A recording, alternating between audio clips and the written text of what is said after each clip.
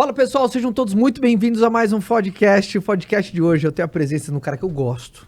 Um cara que eu gosto, ele que é pai de família, não precisa casado. Mentir, não precisa mentir. Casado, muito bem casado, ele que é fundador do Novo Mercado, uma das escolas que vem revolucionando, ó, quem tem amigo tem tudo, hein, cara? Que vem revolucionando o cenário de negócios. Eu adoro o trabalho dele. Então, senhoras e senhores, me ajuda a receber do jeito que ele merece nosso querido Ícaro de Carvalho. Mas de volta no Ícaro!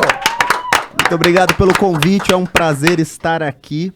Cara, é uma satisfação falar com vocês sempre. Primeiro, obrigado por vir aqui. Sei que você mora em Santos, você e Caiçara é foda, né? Você acostuma, tá todo mundo aqui. Pô, primeiro, tá feliz, amor? Bora bater um papo? Muito, mas eu já queria mudar de assunto. Eu vi que você falou isso 30 segundos antes de abrir. Pois Porque é, que veio na tua de cabeça? relacionamento, mas a Eu gente sei. já entrou num papo legal aqui de luta, arte marcial, que por mim eu ficaria nisso aqui. Você sabe que a última vez que o Ícaro esteve aqui, a gente não definiu o tema porque, enfim, né? A gente não sabia pra onde ia.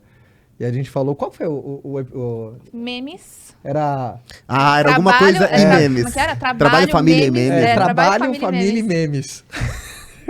Agora vai ser O memes, que que veio na sua trabalho, cabeça? família. O que você vê na sua cabeça, assim? Posso falar? falar? Eu já vou começar Que? falando, porque uma coisa que o Ícaro fala uma coisa e eu me identifiquei, eu falo, cara, é isso. Ele falou, meu, sabe que é sucesso? Eu falei disso ontem. Sucesso pra mim é eu chegar e fazer quantos treinos eu quiser no dia. Ah. Isso é felicidade. Eu falei, cara, tem coisa melhor, eu não tenho de 3 treinos no dia. Eu falei, cara, isso é definição de sucesso.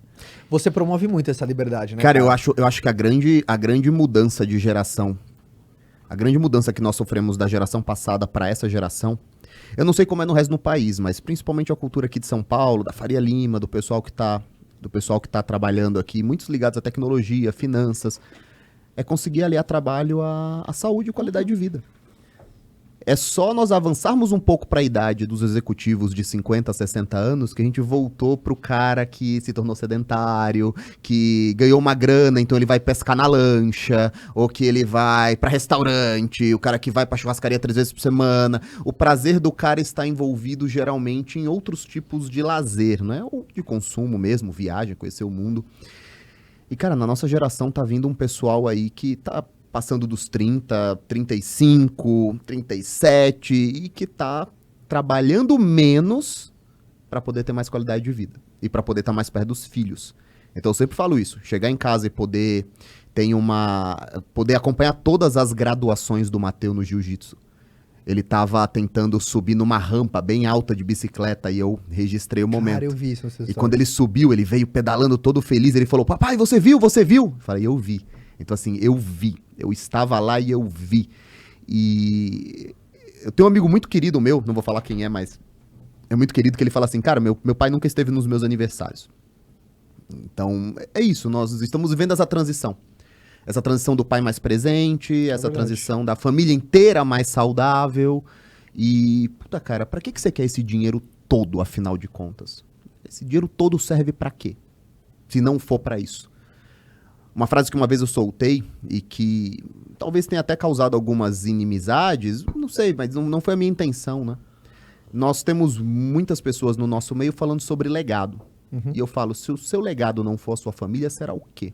É verdade. Do que importa quantas ações você tem, quantos fundos imobiliários você tem, do que importa a que preço você comprou Bitcoin, se não é pra tua família. É pra quê? É só porque é legal você estar na frente no placar? Você tá competindo contra quem?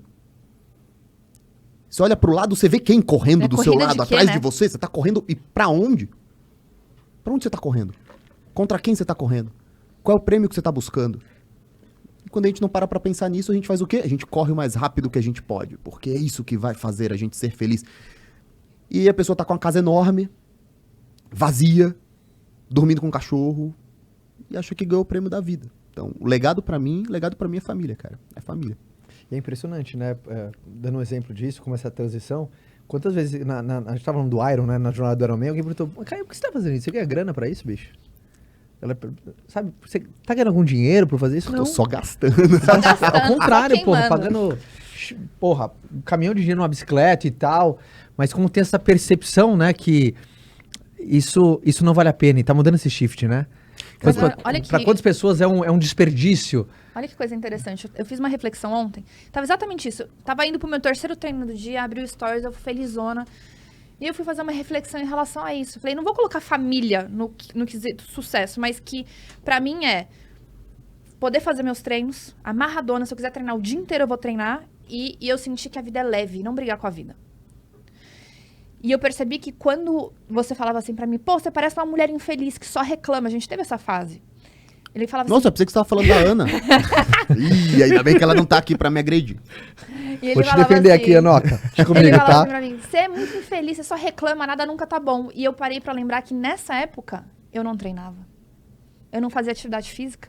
E aí eu fiz essa reflexão ontem nos stories, e o que eu recebi de depoimento de gente falando que deu uma virada de chave, caralho, eu só reclamo, a vida tá sempre uma merda, tudo pesado, e eu não treino. E quando eu treinava, não tava assim. E um monte de gente falando, agora que eu voltei a treinar, mudei o meu ânimo, mudei a forma como eu lido com as coisas, a vida tá de uma forma diferente, eu tô muito mais leve, muito mais animado. Cara, a gente muda, a gente evolui como ser humano. Eu não quero mais voltar a ser aquela pessoa ranzinza, chata, sabe? Eu gosto muito de contar uma história. Qual? Que eu contei pra mim mesmo, eu não contei pra ninguém. Qual? Eu sentei e conversei comigo mesmo, contando essa história pra mim mesmo. Que é... Quem me acompanha há mais tempo, sabe que eu tenho um problema com o uso de acessórios. Então, por isso que eu não uso aliança, por exemplo. Por isso que eu não uso relógio. Verdade, bicho. Se Eu bem que não eu amei uso. seu relógio. Ele falou que usa só pra Você que me indicou, momentos. você que me indicou. Então eu só uso pra alguns momentos sociais, porque é bonito, pô, é bonito você tá com relógio. Mas quando eu tô em casa, tô treinando, tô no novo mercado mesmo, na empresa, algumas raras vezes eu coloco, porque eu mexo muito em aliança, o próprio relógio, às vezes eu não tô tão Incomoda. acostumado. Se bem que esse é tão leve que, cara, é muito é confortável. E por que eu tô contando isso? Porque eu decidi, aos 35 anos, comprar um Rolex. Ah, E, cara, eu me surpreendi até. Foi uma compra muito legal. Eu fico usando ele, acho ele muito bonito e tudo mais. Ou quando eu decidi comprar o meu primeiro carro, né? Eu demorei muito para comprar um carro. Eu não dirigia, o Uber me servia, me atendia. Até que, eu já contei essa história, até que eu passei por um apuro com o Mateu, né? Ele teve um problema de saúde, eu não consegui carro, corri no meio da avenida com ele à noite. É uma história que eu já contei pras pessoas. Mas enfim, eu quis comprar um Rolex. O Novo Mercado é uma empresa que, graças a Deus, me deixa um dividendo anual bom pra caramba. Eu fui lá na loja e comprei um Rolex. E os vendedores me parabenizaram pela compra, pela conquista, e por ter tido aquilo, e que legal. E ele vem numa caixa verde, com dourado, todo bonito, e uma outra caixa, porque rico coloca muita caixa dentro de caixa, né? Você vai enchendo um monte de caixa, e depois uma sacola. E aí eu voltei com ele, nossa, era o que eu queria, era o modelo que eu queria. era o Pepsi, não era? Era o Pepsi, por quê? Porque é da Sim, cor do Novo Mercado, legal. e tem eu falei, tudo. tenho certeza que ele Tem- comprou tem- um Pepsi porque é azul e tipo um E meio magenta, avermelhado, avermelhado. né? E tem tudo a ver, assim, e eu cheguei com aquele relógio em casa, e eu usei, e tô feliz com ele. Mas é só isso. Quando eu comprei, eu fui colocado dentro de um grupo, do grupo dos compradores de Rolex daquela loja. O Wendel tá lá, tem o pessoal do nosso mercado que tá lá. Eu não sei nem se você deve estar lá também. Não, eu comprei, os meus comprei fora. Fora. E aí o pessoal tava falando no quinto, no sexto, no oitavo Rolex. E eu encontrei o depoimento num Twitter. Eu encontrei o depoimento de um gestor de fundo. Que uma vez ele tava escrevendo, falando, cara, o sonho da minha vida era ter um Rolex. E aí eu tava no quinto Rolex e eu percebi que... Beleza, é isso. Quando nós depositamos a nossa felicidade no que o dinheiro pode comprar, cara, é um gás danado. Porque a gente vai juntar dinheiro pra ter isso. Mas a partir do momento que você alcança, você concretizou aquilo. Qual que é a maior beleza de treinar? Puta, cara, porque não existe nenhum objetivo. Você acabou de fazer o Iron Man. Você colocou na sua cabeça, puta, beleza, não preciso mais treinar nunca mais. Fiz o Iron Man, acabou. O objetivo não chega nunca. E mesmo você que vai receber a faixa preta, o professor Cavaca fala muito isso, né? Ele fala, a faixa preta é o É o começo. começo, o meu fala a mesma coisa. É o começo. Então, cara, imagine o apuro que eu estaria hoje, aos 35 anos, com o novo mercado sendo projetado para 90 milhões de faturamento esse ano, 2023, se eu condicionasse a minha felicidade a esse mantra da nossa geração que é não compre coisas, compre experiências. Não, tudo bem. Mas depois de muito dinheiro, quando você estiver na sua quinta viagem para Tailândia, quando você tiver ido surfar no Havaí, fazer wakeboard no Japão, eu descobri, o Thales faz wakeboard no Japão, descobri que lá é super legal e não sei o quê. Tava com ele falou que tava Pounder, que era... A neve e tudo mais, Thales e não você queria. for no quinto Michelin da semana, Cara, imagina que merda todo o resto vai ser, não é? Sim. E aí você vira o cara que entrega o quarto café porque foi tirado errado. Agora, quando você vive uma experiência de aperfeiçoar as suas metas e o seu próprio corpo, cara, não tem limite. Você olha pro Muzi e pro Cariani, eles estão ajustando. E aí o que acontece? O Rolex passa a ser, cara, um detalhe dentro das suas metas e dos seus treinos. E aí você fala, nossa, mas quais são os desafios? Pô, o novo mercado tem muitos desafios esse ano, mas eu tenho um desafio especial, que é, cara, eu tenho que baixar peso porque daqui a 7 semanas eu vou participar de um campeonato. São outros desafios que você vai vivendo e que vão te deixando muito mais forte para os desafios empresariais que você vai vivendo.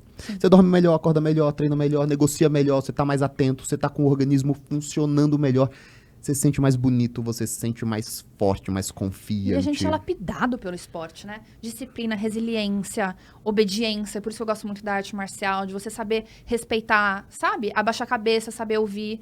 Eu falo tinha muita que essa dificuldade. Imagine que no tatame acontecesse 2% das discussões que acontecem em futebol entre amigos. Entre amigos, os caras estão sempre se xingando, sempre se ameaçando. No tatame isso não acontece. Por quê? Acontece, bicho. Porque é exigido uma postura. Por isso que eu falo que criança é bom, criança crescer no tatame, né? Porque exige isso. E quando eu conversei com o Thales, eu falei sobre isso. Eu falei, nada disso é meu. Eu tô incorporando isso. Eu não sou um atleta como vocês dois sempre treinaram, né? Você me falou que, pô, 18 anos você tava fazendo jiu-jitsu. E antes disso eu tenho certeza que você tava se mexendo, fazendo alguma coisa. Entrei na academia com 15, 16, bicho. Olha lá, com 16 anos eu jogava Counter-Strike e fumava maconha o dia todo. Então eu estou importando depois de velho esses aspectos. E aí eu tenho uma surpresa imensa. O tatame serve para esse cara também. O tatame recebe bem a criança, o Mateu, que tá chegando lá, todo confiante, cheio de vontade, brincando, misturando treino com brincadeira. O tatame recebe o cara de 35 anos que foi criado sem pai, cheio de problemas, fraco, covarde, mole, preguiçoso, reclamão. Quantas vezes eu já não contei a história? Eu tava na TV, depois de ter realizado o meu trabalho, e quando você termina de trabalhar, você tem todas as justificativas do mundo para não fazer mais nada.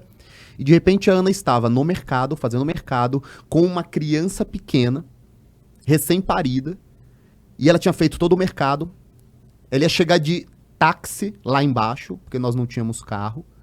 E ela me mandava uma mensagem, amor, desce aqui pra pegar as compras. E a primeira coisa que eu fazia era reclamar. Porra, acabei de trabalhar, acabei de sentar aqui. Você quer que eu vá fazer essas coisas? Mercado, sabe que eu odeio mercado? Pra que você faz isso logo hoje? É isso, seu corpo é preguiçoso, egoísta.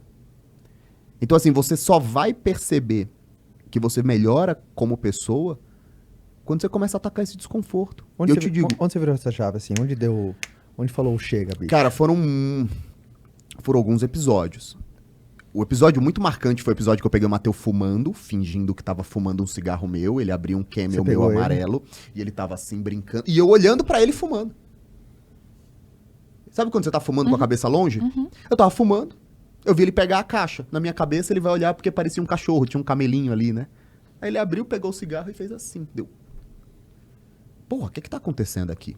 Na minha frente. E sem nenhum medo, porque ele tava só fazendo o que o pai dele fazia. E aí eu tirei o cigarro da mão dele e falei, não pode, isso é feio, mas... Você tá fazendo? Né? Como? Como? E aí eu peguei o maço, amassei e joguei no lixo. Peguei o meu celular e tirei uma foto do maço dentro do lixinho da pia, aqueles lixinhos de plástico da Cosa, que custava R$19,90, que tem um saco do Extra dentro pra você tirar o saco depois. Era exatamente esse que eu tirei. Eu tirei uma foto e mandei pra Ana. E falei assim, a partir de hoje eu parei de fumar.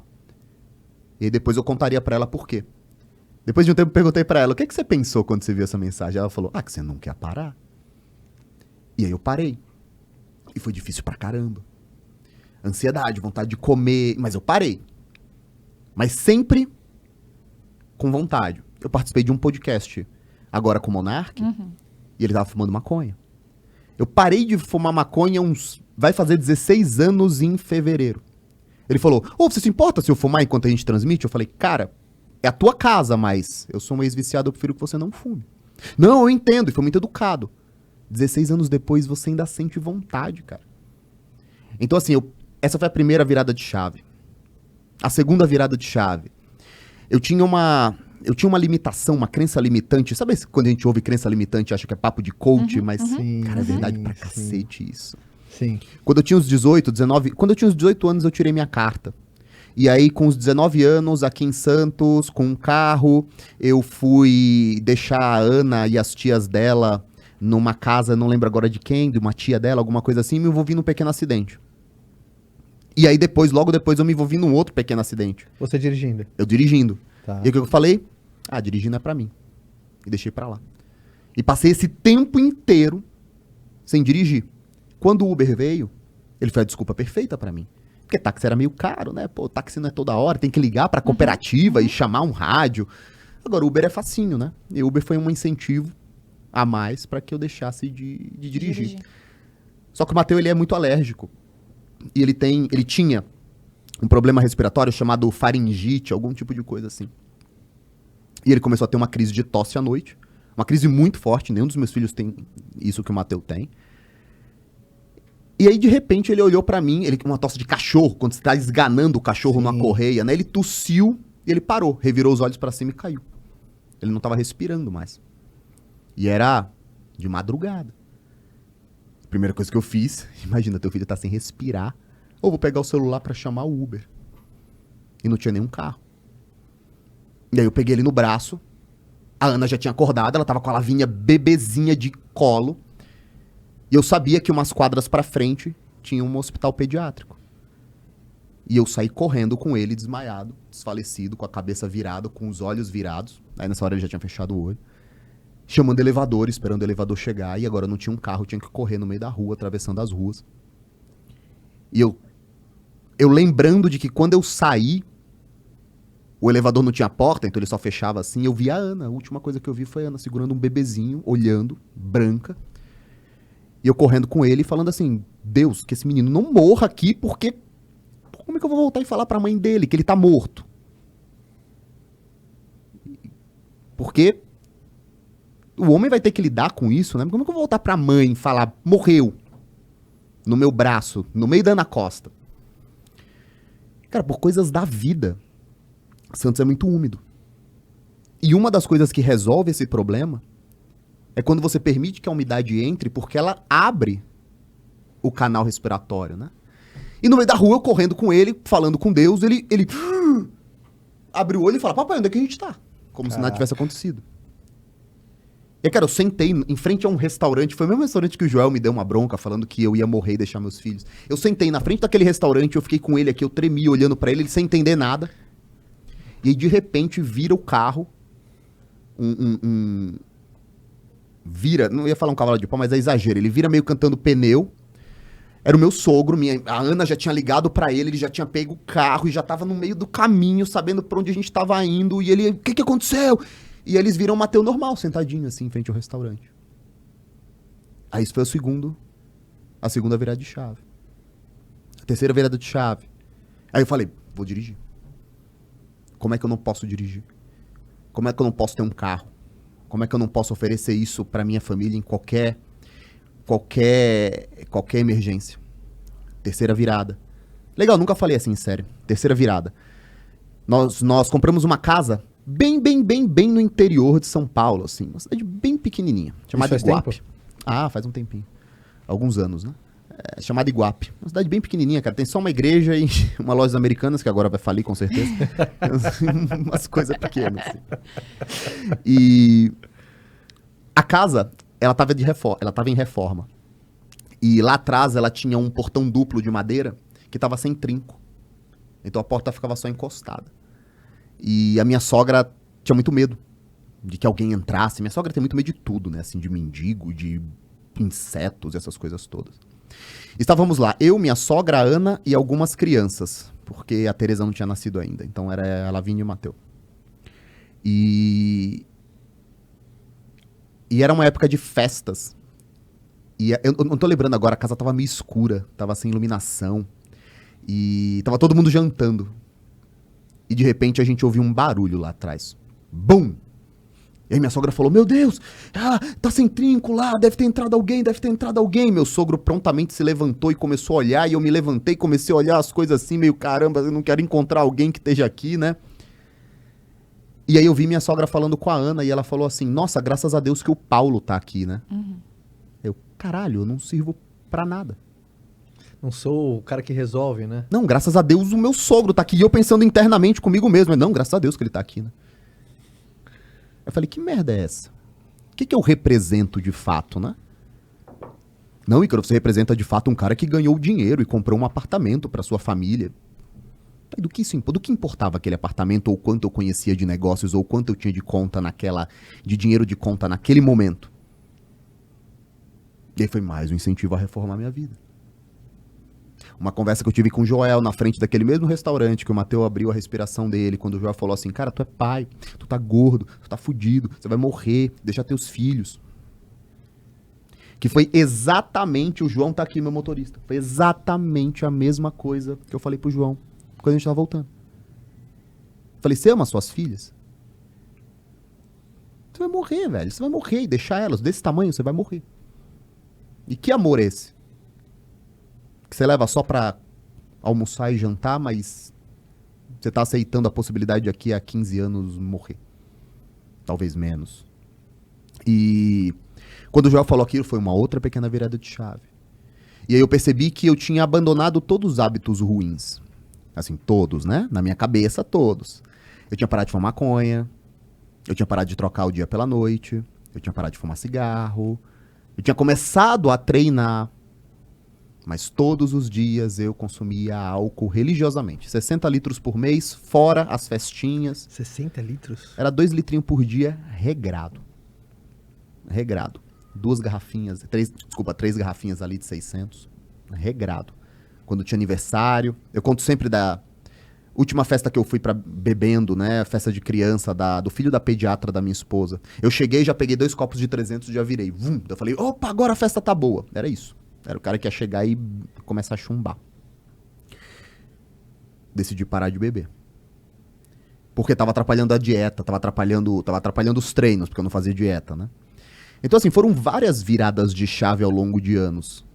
E aí, quando eu falo pras pessoas que vale a pena, eu sou a prova viva de que vale a pena, porque eu fiz tudo errado a vida toda. Eu tô com 35 anos. Eu fiz tudo errado por 32 anos. Dá pra consertar. Então, assim, foram várias viradas de chave. E o que exercício você faz sempre? É legal que você traz muita provocação pra turma, pra galera que te acompanha. Você nunca perdeu o olho porque realmente importa. Cara, primeiro exercício. O básico, não é? Você tem alguma religião que preste. Aí nessa hora eu já vou ser cancelado, né? Ah, religião que preste, mas sei lá, você vai acreditar na cientologia. Eu não sei como é a cientologia, né? Mas assim, qualquer religião que te traga a ideia de que você vai morrer, de que tudo que você possui será corroído pelo tempo, de que tudo que você faça aqui só deve ser feito para que as pessoas vivam melhor, seus filhos, sua família e os outros. E que, cara, é isso, tudo vai ser corroído pelo tempo. Até esses dias você recebeu uma caixinha de pergunta e o cara falou assim, você vive numa bolha, você só sabe de família e religião. Graças a Deus. Aí você falou, só isso basta. Tem um autor chamado Chesterton, que ele comenta, se não me engano, num livrinho chamado Tremendas Trivialidades. Não sei se é lá, mas eu acho que sim. Em que ele fala assim, todos nós somos livres para discutirmos tudo aquilo que não importa. Nós podemos falar sobre moda, podemos falar sobre dinheiro, sobre a prisão do Marcola, podemos falar sobre o Lula, sobre o Bolsonaro, mas se nós formos falar sobre o que realmente importa, nós não somos livres. Se você for falar sobre religião, sobre o que é verdade, você está proibido. Então nós somos livres para discutir tudo aquilo que não importa. Então, você só fala de família, de religião, de trabalho, e do que mais eu vou falar? Não importa, o resto não importa, não importa o Marcola, não importa a moeda única com a Argentina, essas coisas não importam, né? Então, assim, a primeira coisa é que você lembre que você vai morrer. A segunda coisa é que dificilmente você vai ver alguém, um enfermeiro ou um médico que trabalha num corredor de hospital, que lida com pessoas que estão morrendo todos os dias. Conversa com esse cara. Pergunta pra ele quais são os grandes arrependimentos que as pessoas no leito de morte têm. Ninguém vai falar, puta, cara, eu devia ter colocado meu dinheiro num CDB 120 lá do BTG. É só arrependimento besta. Não cuidei do meu filho, não estive presente no primeiro aniversário dele. Larguei a esposa que era a mulher da minha vida porque eu não conseguia ficar sem comer puta. Puta, cara, não gostava de acordar cedo, então eu decidi ter um filho e fazer vasectomia. E perdi esse filho. Tive medo de viver. Tive medo de amar minha mulher de verdade. Tive medo de falar pra ela isso. Nunca falei pro meu filho que eu amava ele. Nunca abracei minhas filhas. É isso, cara. É só isso. O dinheiro é a última importância. E uma característica da nossa geração, né? E essa é a nossa geração mesmo. É que principalmente devido ao YouTube, às redes sociais, ao que se sustenta no Instagram, né? As pessoas foram ensinadas que não existe linha de chegada. Então todo mundo aqui entrou na internet para ganhar um dinheirinho, cara. Ninguém entrou para ser o Flávio Augusto. Ninguém pensou. Nem o próprio Flávio Augusto abriu o WhatsApp achando que ele ia ser o Flávio Augusto, né? Sim. E algumas pessoas simplesmente elas vão continuar completamente fechadas a todas as possibilidades da vida, a um casamento. Não posso casar agora porque agora eu tenho que trabalhar. Não posso ter um filho agora porque agora eu tô na crescente profissional. E aí só resta isso. Então, ter a consciência de que você vai morrer, ter a consciência de que tudo isso será corroído pelo tempo, são bons indícios já. Onde você conheceu a Ana? Cara, eu conheci a Ana na internet. Na internet? Na internet. Um amigo meu, Ah. olha que loucura. Mas, pô, na época foi o quê? Sala de bate-papo da UOL? MSN. MSN. MSN. Como é que foi? E um amigo meu que nos apresentou, pouco tempo depois ele estava andando no carro, tinha bebido, saiu de uma balada, sofreu um acidente e morreu. Caraca. E saiu no jornal, o carro sendo guinchado e o corpo dele com o braço pra fora, assim, morto. Então, assim, a brevidade da vida tá a todo momento aqui. E ele nos apresentou e eu lembro que eu vi uma foto da Ana, ela treinava Muay Thai. É Tava aquela se do preparando trapézio pra que uma... você põe? É aquela Não, do- Não, mas é que um ela tá dando um chutão chute dela. enorme, assim. Aí eu falei, nossa, olha o shape dessa menina aí, vou mandar uma mensagem pra ela. Todo mundo falando, não, o que chamou a atenção dela? Só o abdômen, todo o resto não importa. E aí eu mandei mensagem pra ela e a gente começou a conversar e nós tínhamos um outro amigo em comum também, esse tá vivo até hoje. E, cara, eu acho que a Ana tava fadada O que você acha que ela viu naquele Ícaro? eu tenho a mensagem oficial e eu tenho a mensagem... Ah, que pode ser duplicada, Não, que pode ser pode falar, publicada. você tá é. bicho, você tá no podcast. Se você não puder falar aqui, Eu você tenho- vai poder falar onde? Caraca. Eu tenho a mensagem que foi aceita quando nós conversamos isso pela primeira vez, porque teve um momento que eu perguntei pra ela, por que você viu em mim? Eu era só um drogado Caio viu uma sunga branca. aleatório. É. E aí... e tem uma outra mensagem. A mensagem foi... Puta, cara, ela fala, né? Eu gostei da inteligência do Ícaro, ele escrevia bem, ele conversava bem. Mas eu acho que essa é a primeira camada de análise dela. Eu Ou é acho uma, que... ou é uma camada que a galera vai aceitar bem isso? Ou talvez que ela vá aceitar bem. Pode ser.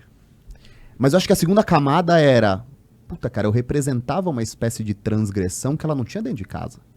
Uau. Então era o cara que eu tava na rua. Sei lá, desde os 15 anos eu tava na rua. Enchia a cara, dormia na calçada, ali no Samara. Ela vem do oposto disso. Ela vem da família perfeita. Preparada pra fazer concurso público. Menor nota na faculdade. Média na faculdade de Direito, 9,95.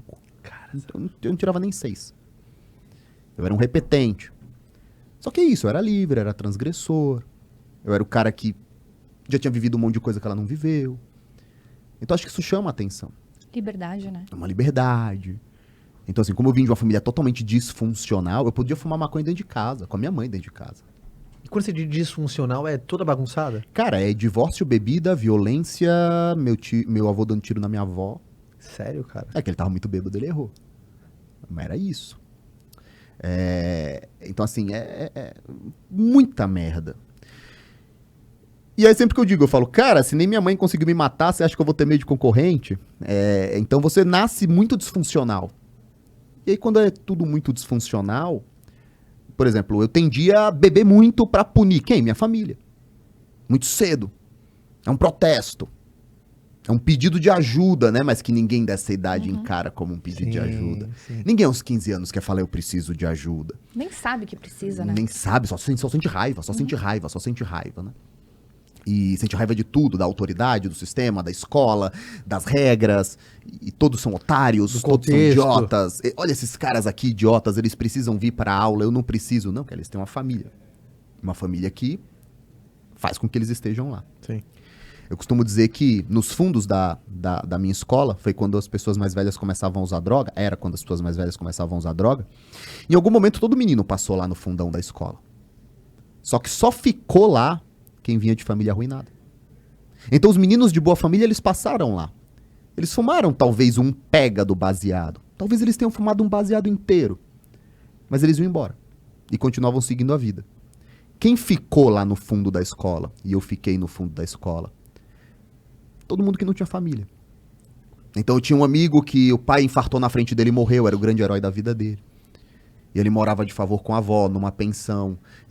Com a pensão da avó sustentava um monte de gente e todo mundo se odiava lá dentro, mas todo mundo dependia daquela pensão, daquela senhora. Aí um outro cara vivia com pais extremamente controladores que não permitia que ele fizesse nada, então ele tinha que fugir, o escape dele era a rua. Então assim, essas coisas todas, talvez a Ana tenha visto um pouco disso e falado, nossa, esse menino é interessante, né? Representa tudo que eu não tenho. É uma dessas escolhas bem merda que as mulheres fazem quando são novas, né? Mulher é mestre de escolher cara ruim quando é nova. Por que você acha? Agora é o FodaCast. Porque o cara certinho é chato. É. Porque o cara certinho é chato. E qual foi a diferença da Ana assim na tua vida, bicho? Se promove. E Puta, por que eu falo isso? Pra mim, um dos grandes atributos de casais felizes é essa admiração, porra. Sabe, você é uma pessoa que se exalta o teu casamento. Sim. Não é aquele cara que deixa o teu casamento ali, eu falo, né? Quantas pessoas a gente descobre que o cara se relaciona no dia dos namorados, porque tem uma pressão social de todo mundo postar foto de namorado e fala, pô, esse cara tá junto, nem sabia. Né? Tem gente que não apresenta a mulher pra roda de amigo, porque, puta, aí depois eu termino, é difícil de explicar. Então ele nem apresenta. Então você nutre muito, né? Qual foi a grande diferença, assim, da Ana na sua vida, bicho? Cara, eu lembro da primeira vez que eu fui na casa da Ana. Nós estávamos namorando há uma semana. Na segunda semana eu falei, eu vou ir pra Santos. Inclusive eu moro em Santos por causa... A Ana morava em Santos quando eu a conheci, né? Eu tava em São Paulo. E eu fui pra casa dela. E lá a gente comeu uma pizza, eu conheci os pais dela, o irmão dela. Depois voltei pra casa. Eu passei o carnaval. Nosso aniversário é dia 17, é sempre no carnaval, né? Eu fiquei o carnaval lá em Santos, já fui aproveitar. E eu lembro quando eu voltei, eu falei assim pra minha mãe, pra minha irmã, eu falei, nossa, é muito estranha a família da Ana. Eles estão felizes o tempo todo, eles estão muito felizes. Eu não estava acostumado com isso. Eu estava acostumado com outro tipo de família. E aquela era só uma família normal, como qualquer uma que você vai lembrar, e é isso. Então, assim, a Ana me ofereceu a certeza de que eu poderia ter algo que eu nunca imaginei que eu teria. Uma família. Uma família normal. Uma família onde não estão todos os irmãos um acusando o outro de roubarem uns aos outros. Onde eles não estão brigando por herança 24 horas por dia. Onde eles não têm sempre uma história ruim pra contar pros outros, as crianças ouvindo e desde cedo as crianças nutrindo essa raiva de tio contra tio. Era só uma família normal, cara, que trabalhava, saía do trabalho, assistia um filme, acordava no outro dia, ia trabalhar. Então ele me ofereceu sanidade. Só que é muito difícil você oferecer sanidade pra alguém que veio de um lar totalmente disfuncional, porque você vai precisar reconhecer que o seu lar é disfuncional. E é duro isso, né? E aí é foda. É foda. É foda você virar e falar assim, caramba, mas quando eu pensava que isso era tudo ruim, era eu falando da minha própria família, né? Agora eu tenho que concluir isso publicamente, né? Isso quer dizer que eu também estou errado, né, em uma série de coisas, né, e que muitas coisas que eu faço são gritos de socorro e que só eu posso mudar. Eu podia passar o resto da vida me colocando como vítima. Você tem irmãos? Tenho um monte de irmãos. Então, assim, eu tenho irmãos de outros relacionamentos do meu pai, tenho irmãos de outros relacionamentos da minha mãe, tenho irmãos de relacionamentos do meu pai e da minha mãe. Mas Então, você tem assim, alguma relação próxima com algum? Eu tenho relação com alguns, eu chamo de meio-irmãos, mas são pessoas que vieram no segundo casamento do meu pai. Que são o Diego, que é um menino muito gente boa, cara, que ainda que eu tenho mais relação, assim. Mas uma das características de vir de uma família disfuncional é que quando você decide sair dela, você se sai torna mesmo. inimigo. Uhum. Você se torna aquele que abandonou. Você se torna aquele que deixou todos no barco. Você se torna aquele que... Quer dizer que você vai sair daqui, sempre foi o mundo inteiro contra a gente. Não, cara, vocês estão errados. Meu Deus do céu, não tem inimigo nenhum.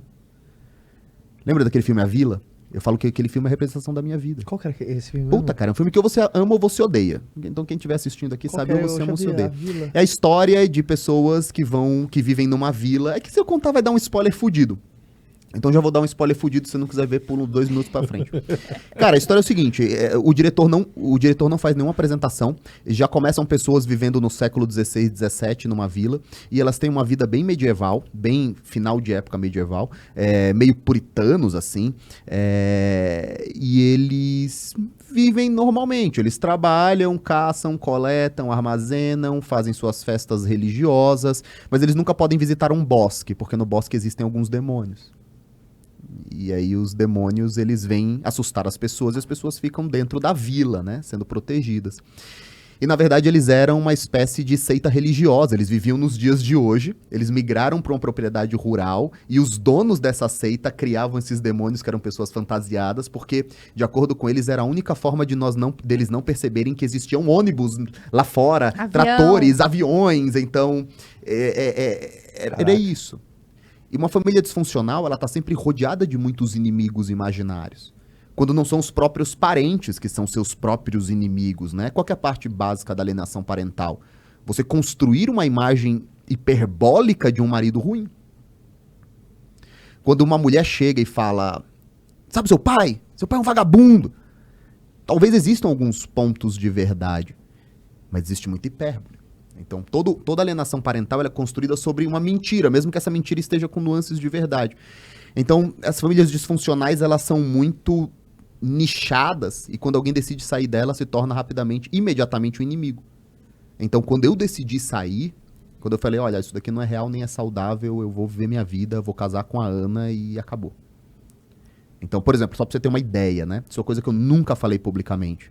Existia uma regra na minha família. Eu só poderia casar depois que a minha irmã casasse. Qual sentido? Minha irmã não tem ninguém.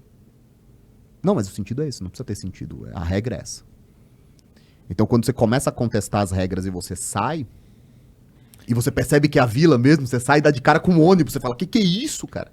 Falaram que tinha demônio aqui, por isso que eu não saí. Que é isso, né? Rapidamente você é colocado como a pessoa que abandonou. Então, Existiu um papo ou você simplesmente saiu de casa? Não, existiam muitas brigas até que você sai de casa. Nunca é um papo. Sim. Existem muitas brigas, muitos conflitos, muito choque.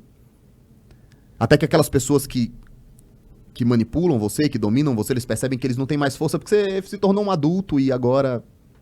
Foda-se. E aí você sai.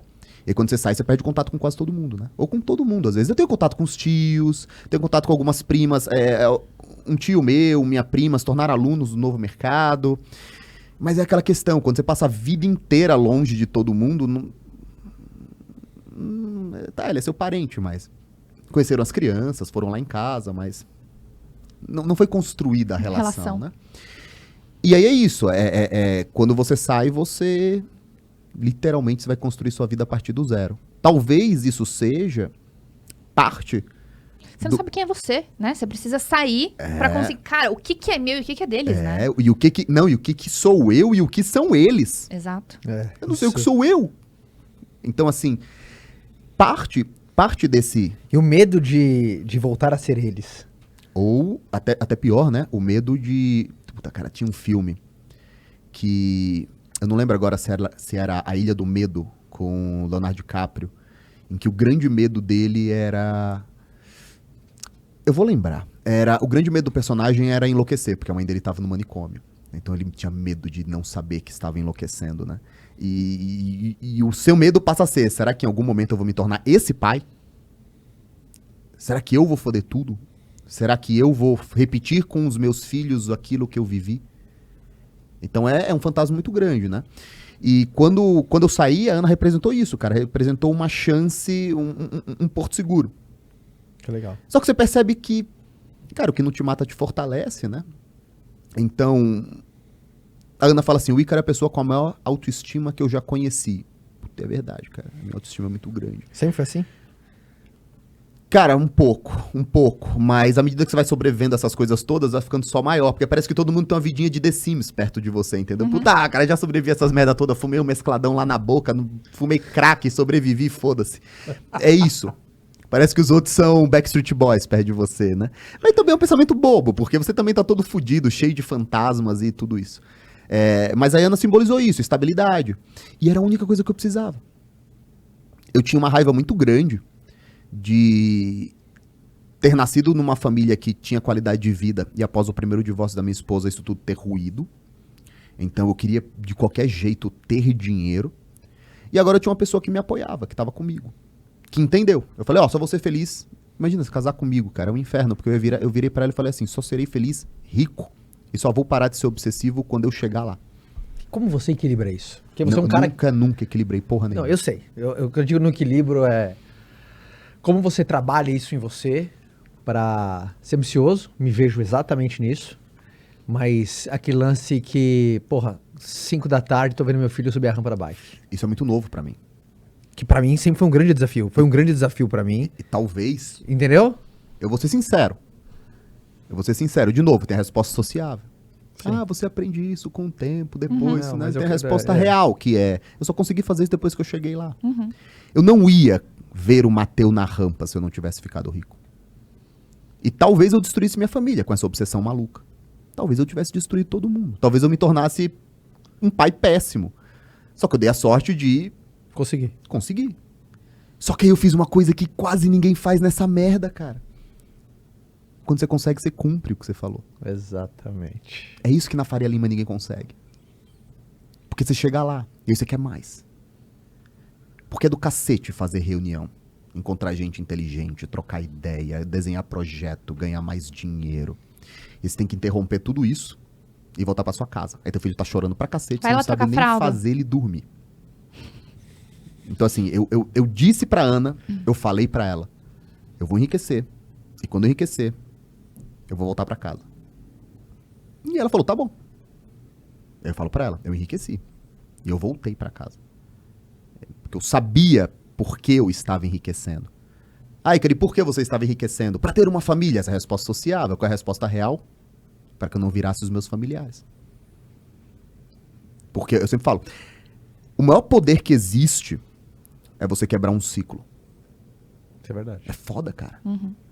Quando você nasce, você, uma menininha, uma mocinha, e você nasce ouvindo a sua avó falar, homem não presta. Nenhum homem presta. Homem é tudo igual. Aí você vê a sua mãe. Homem não presta. Nenhum homem presta. Homem é tudo igual. Pra que ter filho? Vai ter filho? Vai lá, ó. Vai ficar que nem tua mãe. Vai ficar que nem tua avó. Tua avó, 7 filhos, foi deixada pelo marido, apanhava todo dia. Aí você vê lá e fala, é a vila? É a vila. Aí você vira e fala assim, não, vou ser uma boa mãe. Vou manter meu casamento pra sempre. Vou... E aí é engraçado porque, como vai manter pra sempre? Você não tem o controle. A única chance que você tem é trabalhar desse jeito, achando que ele vai ficar pra sempre mesmo, sem nenhum plano B, e é desse jeito. E você quebra esse ciclo. Por exemplo, a Ana nasceu numa família muito violenta fisicamente, né? Parentes tomando facada, essas coisas. Caraca. Uns descendentes de italiano que moravam tudo numas vilas meio isolados e geravam muito problemas entre eles, né? A própria Ana nasceu com uma criação bem violenta, né? Cara, bem rígida. E violenta mesmo de pancada mesmo, de Sim. tomar umas porradas da mãe. Aquelas porradas era totalmente diferente, né? Porque era aquela porrada que a criança sabe porque tá tomando, né? Mas mesmo assim um monte de porrada. E aí a gente decide o quê? Não vamos bater nos nossos filhos.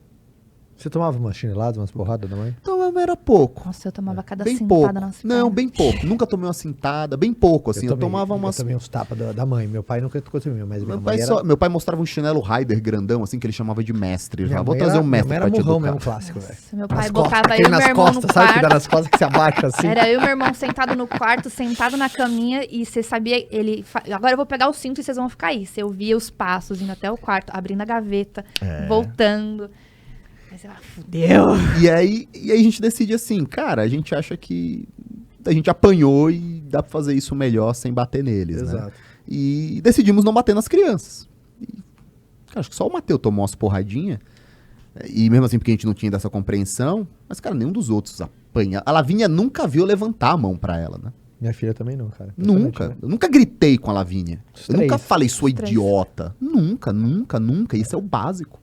O Theo a gente fala mais grosso. Sim, Que a que Bela- que é moleque, Como mas é Não, o diferente, Mateu, é. o Mateu é clássico. O Mateu, Mateu o Theo é que nem o clássico. Mateu, mas inconsequente você tem que ser mais firme, Com né? certeza, depende muito do temperamento. Tem algumas É, crianças ele é melancólicas, muito extremamente retraídas, que você. O colérico você vai. Cara, teve um story meu que passou meio batido.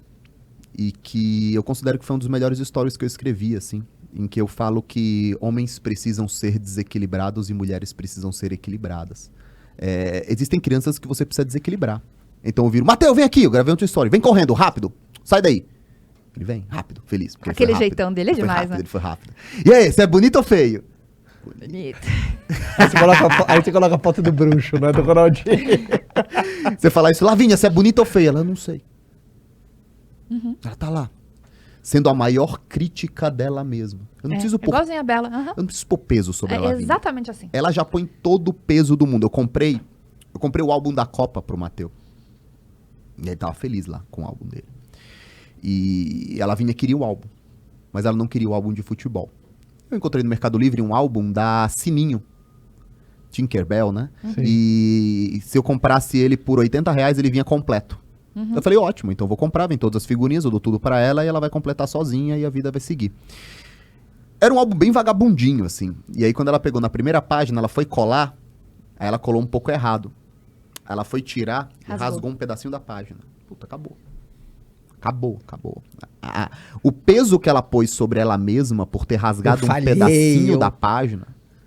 E o Mateu podia estar comendo o álbum dele, ninguém tava nem aí, né? Então, assim, existe essa questão de criação. Por exemplo, cara, eu sou de 87, do Nordeste. Você é de Marcelo? Sou de Maceió. É a turma que cresceu vendo as menininhas de 6 anos dançando na boquinha da garrafa. Uhum. Banheira do Gugu, Van Damme de pau duro, porque tava com a Gretchen, ao vivo, pro Brasil todo. E aí o Gugu, olha, ele tá acordado! Caralho, a família toda vendo! Vampeta puxando os biquíni das meninas, assim, caralho! E nenhum cancelamento. Né? Ninguém Nenhum nem aí. cancelamento. Então, assim, o que é que nós decidimos? Não vamos criar as crianças com vulgaridade. Vamos retirar a vulgaridade da vida delas, porque a gente acha que isso atrapalha muito, cara. Também acho. Isso atrapalha a própria compreensão de sexualidade que você tem, o próprio valor que você dá à modéstia, a própria... Tudo. A gente faz a mesma coisa. O João tava me contando uma história agora, a gente tava vindo. Que tava num clube lá e tinha um cara gigantão com shape bala, né? O cara tava de boa, cara, brincando com a criança dele. E aí chegou uma mulher, ficou em frente a ele e se curvou pra tirar a roupa, pra mostrar a bunda dela pro biquíni pro cara, e o cara tava só brincando com a criança, assim. Então essa própria má relação que nós temos com a sexualidade, vem muito da sua geração. Quando você tá dançando na boquinha da garrafa, isso vai gerar alguma coisa na sua cabeça. Sim. Que vai causar, isso vai cobrar algum preço mais pra Vai. frente. É que você não percebe. Então, assim, a Ana me ofereceu uma saída. Ela acreditou quando eu disse que eu iria trabalhar e voltar pra casa. Eu trabalhei e eu voltei pra casa. E eu costumo dizer que hoje o Novo Mercado ele tem obrigação de se sustentar sem mim. Eu não vou pro Novo Mercado nem uma vez por semana, cara. Tem semanas que eu não vou. Eu não fui nenhuma vez essa semana. Eu respondi 4, 5 áudios. A empresa tem obrigação de me financiar. Sempre que a gente recebe uma proposta de vendas, de compra no caso, né? Eu sento com a pessoa e falo assim, você tem ideia de que eu não sou o seu executivo? Eu não tô nem aí pra isso. A empresa cresce, mas eu não vou estar Não vai ser em presente cima da nela. minha imagem. Pode até ser, mas não dentro do escritório. E por incrível que pareça, as pessoas acham ok. Não, tudo bem, não preciso de você aqui não. Continua fazendo o que você tá fazendo, porque tá dando certo, né? Mas é isso. Se eu tiver que ganhar mais dinheiro, mas tendo que trabalhar mais, não me interessa, porque já tenho muito dinheiro. Então, bom, nós formamos uma bela dupla. A nossa casa funciona mais ou menos como uma linha de produção. Qual que é? Então, Isso é legal falar. cara, Papéis, tem papéis claros, assim? absolutamente definidos, né? Primeiro que existem dias que a gente serve 40 refeições dentro de casa, né? Então, tem que ter organização. Todo mundo fala, não, sua casa tá sempre tão cheia. Tá sempre cheia, né? É igual a nossa em casa. Aí ele, Sempre. por que a conta do mercado vem tanto? Vai porque tem Zara no mercado. Gosto de mercado em casa. Sabe nem quanto custa o filé mignon que come. Não, um dia desse eu peguei a minha compra semanal de carne, eu olhei R$1.300, eu falei, nossa, a gente come R$1.300 por semana, Dana. Ícaro, isso é carne. só carne. Caralho. Eu pensei que era tudo. Você sabe quanto a gente gasta de material de limpeza? Eu falei, detergente é caro. Não é, mas tem outros materiais de limpeza. Então, assim, a Ana cuida de tudo que é referente à casa. A sua organização, manutenção, os empregados e as crianças e a educação delas e tudo isso. Eu cuido Da casa pra fora. do trabalho. E mesmo no trabalho eu tenho várias pessoas que eu conto com a competência e com a capacidade lá na empresa que trabalham muito mais do que eu, que sabem muito mais do que eu da empresa. Oi, sabe uma coisa que eu acho legal falar assim? Tem muitos casos de mulheres que ficam nessa função de casa, cuidado, família, e o homem vai, trabalha e rala. E a mulher não sabe até que ponto ela pode chegar pro homem e exigir papéis na paternidade. Eu acho que isso hoje é meio bagunçado, sabe? O marido chega puto da vida porque, você pode olhar a criança agora? Caraca, trabalhei o dia inteiro, você vem me pedir pra olhar o filho. Até Olha, que horas a paternidade é trabalho, entende? E que horas... Não, cara, você é pai, cuida dessa criança. Essa resposta é mais longa do que eu gostaria que fosse. Porque nós temos muitas variáveis. Muitas. E talvez eu comece trabalhando pela primeira delas. Nenhum de nós foi criado para ser pai e mãe. Eu te garanto que a sua mãe não te criou, da idade da Lavínia, da tua menina. Filha, vou te ensinar o que é ser mãe. Não. Nossa geração foi criada para quê? Fazer Ela me ensinou a escola, passar em trabalhar. vestibular, trabalhar para não depender de homem, não depender de macho, fazer pós-graduação, ter o próprio e ter a sua dinheiro, a aposentadoria. própria independência e a sua carreira é o que vai garantir tudo, porque o teu tio deixou tua tia e agora ela faz faxina e você não vai viver isso, porque você vai ter educação. Aí talvez você vá apostando na sua carreira, 32, 33, fez pós-graduação, não para de crescer, 34, 35, tem que decidir. Se faz fertilização in vitro, congela óvulo, tem filho. Você decidiu ter um filho. Ótimo, agora você, executiva, tá grávida de 9 meses, 36 semanas, que você nem sabia que era isso que começava o parto, o prazo de ter um filho. E agora você vai ter que cuidar dessa criança sem que você nunca tenha estudado uma vírgula sobre isso. Então, primeiro ponto, nós não fomos ensinados a sermos pais, né? Uhum. Nós ainda tivemos uma pequena vantagem. A gente cresceu rodeado de crianças. Nós tivemos primos. Boa parte das melhores memórias das nossas vidas foram com os nossos primos, em casas de praia, em natais, mesmo que seja uma casa de praia pequena, 20 pessoas dividindo o mesmo banheiro. Mas quantos primos os seus filhos têm? As crianças? Nossa. Porque a gente foi os primeiros. Vai ter o primeiro agora. Vou da ter o sua irmã. primeiro agora, o Isso. Arthur. Quantos anos tem o mais velho? Tem 7. Não, Com 7 anos eu tinha 50 primos. a minha mais velha tem a Bela, A tem Bela tem 7, sete, é ela vai isso. ter o primeiro primo agora. Agora é isso. Então, assim, nossos filhos estão ainda com um problema maior. Eles não sabem o que é família. Eles só sabem o que é família no núcleo pequeno, né?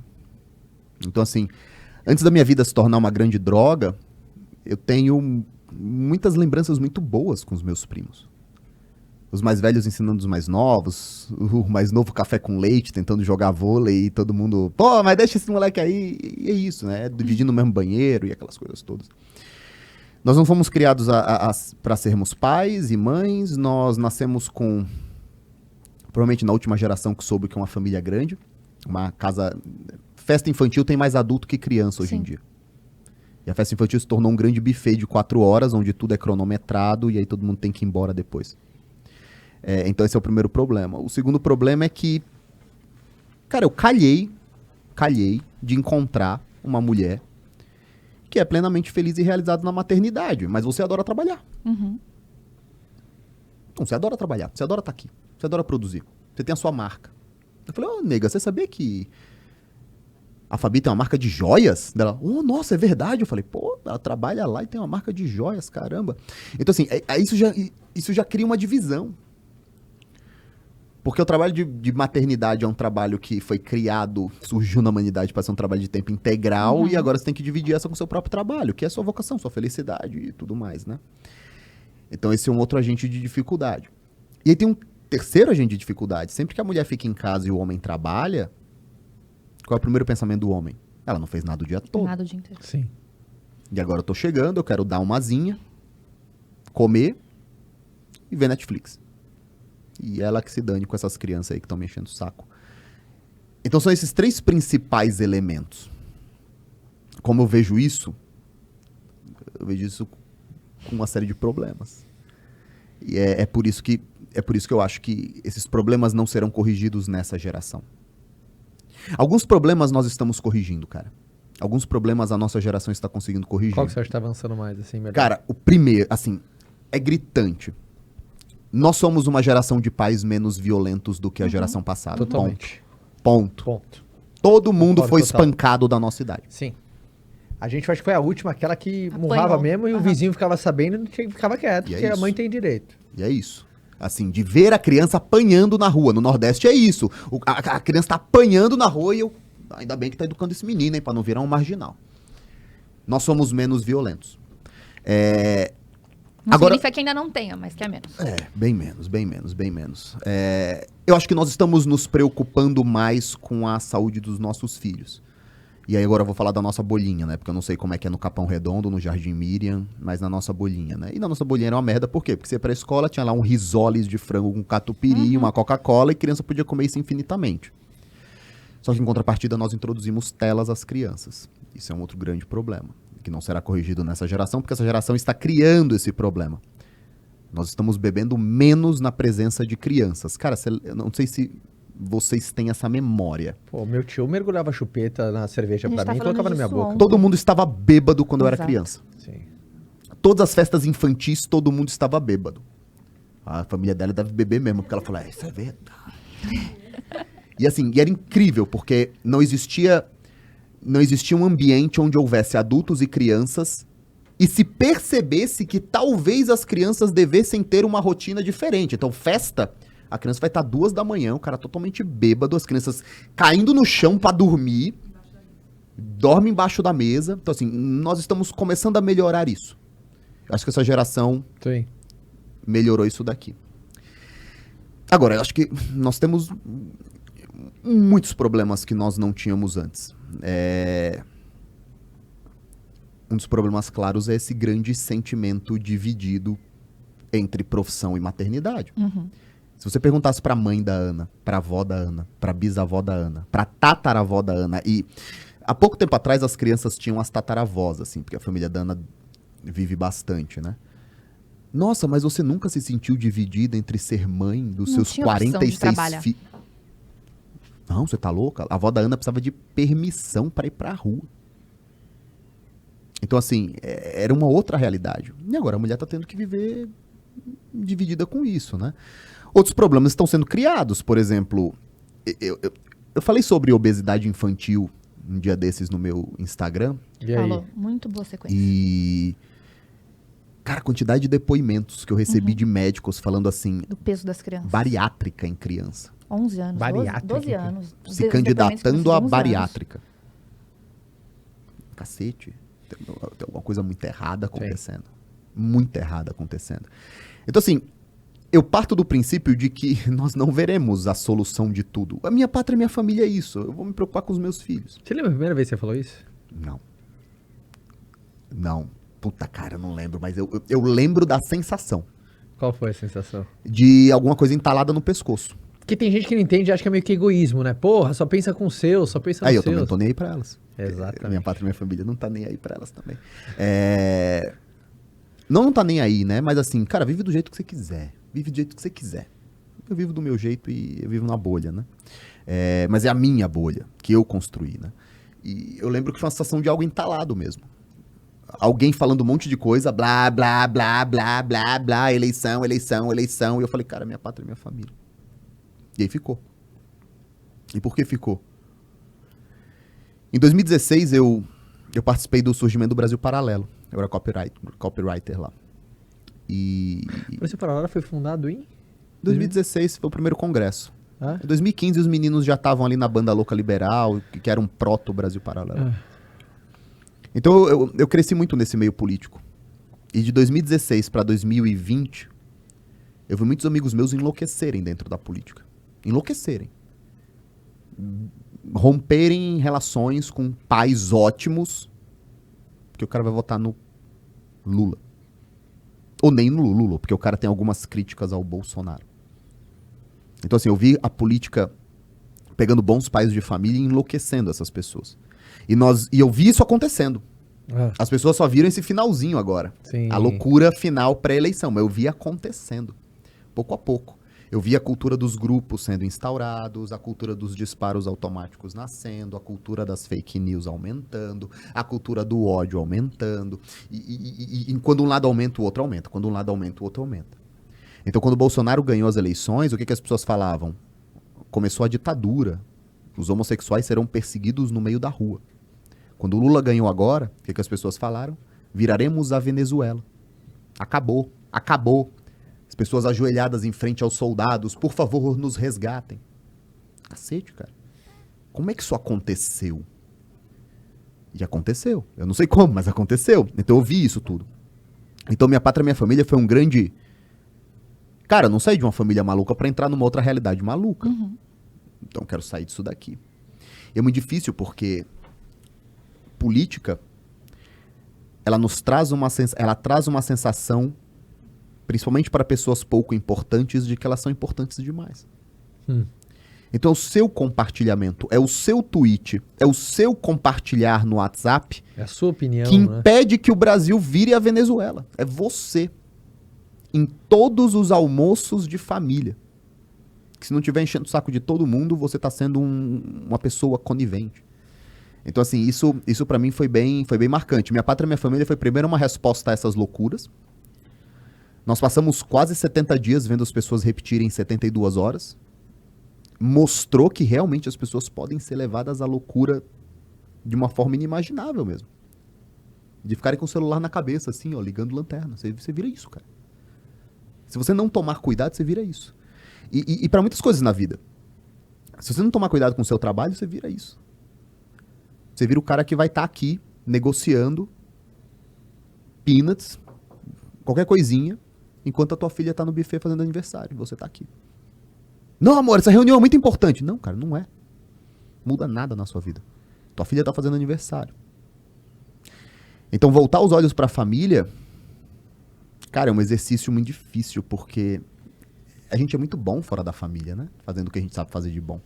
E na família a gente é meio que... alguém tentando ali meio que fazer... alguém Você com as sempre duas mãos frequentou a igreja? esquerdas, né? Não, era pai de Não. santo, pô. Verdade. Nem a Verdade. Ana Lembrei. frequentou a igreja. Lembrei. Uma coisa que pouca gente sabe é que, na verdade, o meu processo de conversão iniciou antes do processo de conversão da Ana. A Ana não era católica? Não era católico. Eles não tinham religião alguma, assim. Meio que... Brasilzão, sabe? Como Se que tu você tiver um foi terreirinho aí pra ir me dizer alguma coisa boa, eu vou. Como você foi buscar o catolicismo? Então tudo na minha vida é meio que uma sequência de gatilhos que eu simplesmente decido continuar seguindo, né? Geralmente sempre tem alguém, né? Deus fala com a gente através de algumas pessoas. Cara, o motor inicial da minha conversão foi o professor Olavo. E aí um grande amigo meu, que é um cara que eu tenho contato até hoje, que eu devo muito, uma amizade que me ensinou muito, que é o meu amigo Rafael Nogueira. Ele é na minha casa, num processo de maiêutica, num processo de parir ideias, me perguntar, cara, mas me diz uma coisa, como é que funciona esse negócio aí que você faz? Mas por que você acha que é isso daí mesmo? Mas você acha que não tem nenhum outro caminho? Mas você acha que isso daqui é assim mesmo? Com muita paciência, me fazendo... Quando você tem uma fé, você tem um dique, né? E esse dique, ele segura tudo, todas as suas certezas e também as suas dúvidas, né? Mas você bota tudo pra de trás do dique porque é mais tranquilo viver assim.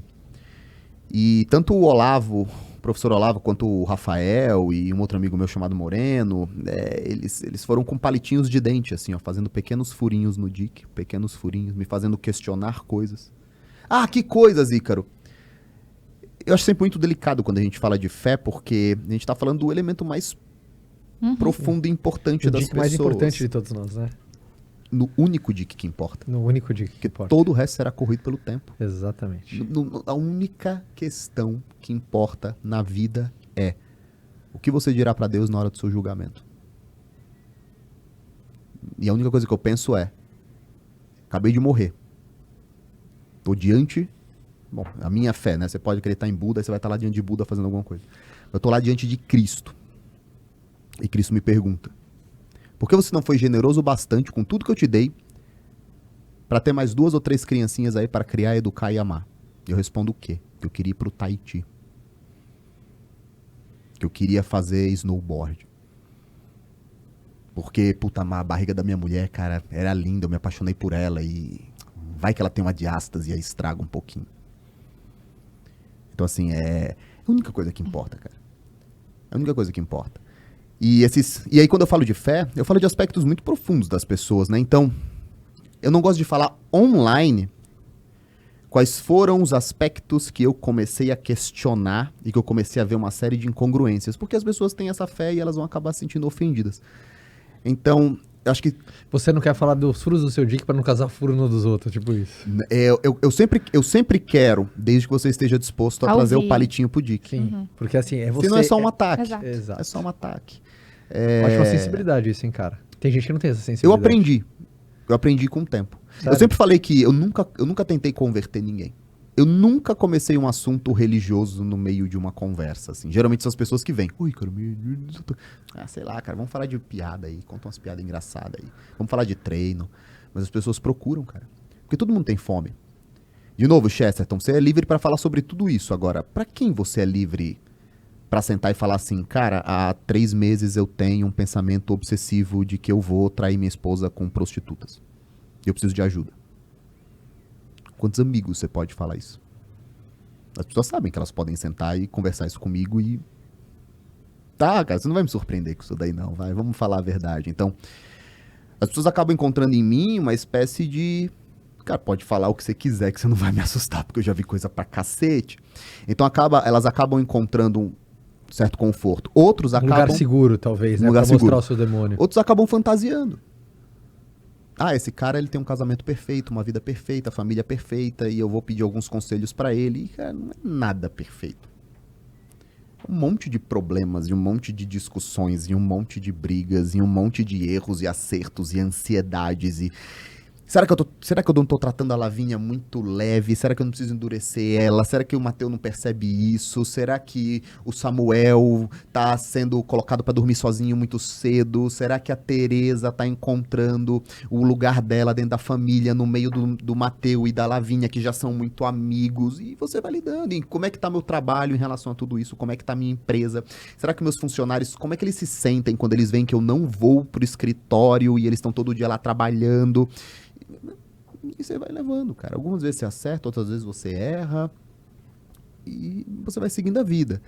E quando eu fui furando os diques, alguns furinhos, cara, eu não conseguia tapar. E aí o dique rompe de uma vez só. Eu me converti em alguns dias, cara. Mas foi um processo muito doloroso, fisicamente doloroso. Eu lembro que eu sentia dor no estômago o dia inteiro. Porque a única coisa que importa, cara, se você erra, a única coisa que você importa, fudeu. É isso, eu posso errar em tudo, mas nisso não. Então foi quando eu comecei a viver esse processo religioso. E eu lembro que eu tava comendo no mesmo restaurante do Joel, que tá sempre ali na minha vida. Eu tava comendo com a Ana. E a Ana, ela é aquela pessoa melancólica que odeia mudança, né? O melancólico, ele tá fixado na terra, né? Ele quer estabilidade, previsibilidade, ele quer as coisas sempre iguais. E eu tava comendo, ela sentada aqui na minha frente, eu falei assim, tô me convertendo. Ela, o quê? Que absurdo, como é que vai ser, não sei o quê, não sei o quê. E todo aquele... Porque é um terror pro melancólico, mudanças abruptas. Mas eu já vinha passando aquela mudança, né? E aí nós fomos vivendo isso juntos. E ela viveu uma conversão muito maior do que a minha. Eu sou um católico bem capenga, cara, bem capenga. Que as pessoas estão tão ferradas que elas acham que eu sou um católico bom, mas eu sou um católico bem fudido. Mas a Ana não, a Ana viveu uma experiência de conversão religiosa, cara, de muito respeito, muito respeito. Virou beatinha mesmo. Qual você acha que é a importância de um casal estar bem calibrado espiritualmente? É a única importância. Porque em algum momento você vai ter que sentar com suas crianças e responder as únicas perguntas que elas farão e que importam de verdade. Pai, Deus existe? E você e sua mulher precisam responder a mesma coisa. Uau. Creio nisso também. Só isso, só isso. Teu filho vai olhar pra você, ele vai falar, papai, meu amiguinho morreu. Pra onde ele foi? Você e sua esposa vão ter que dar a mesma resposta.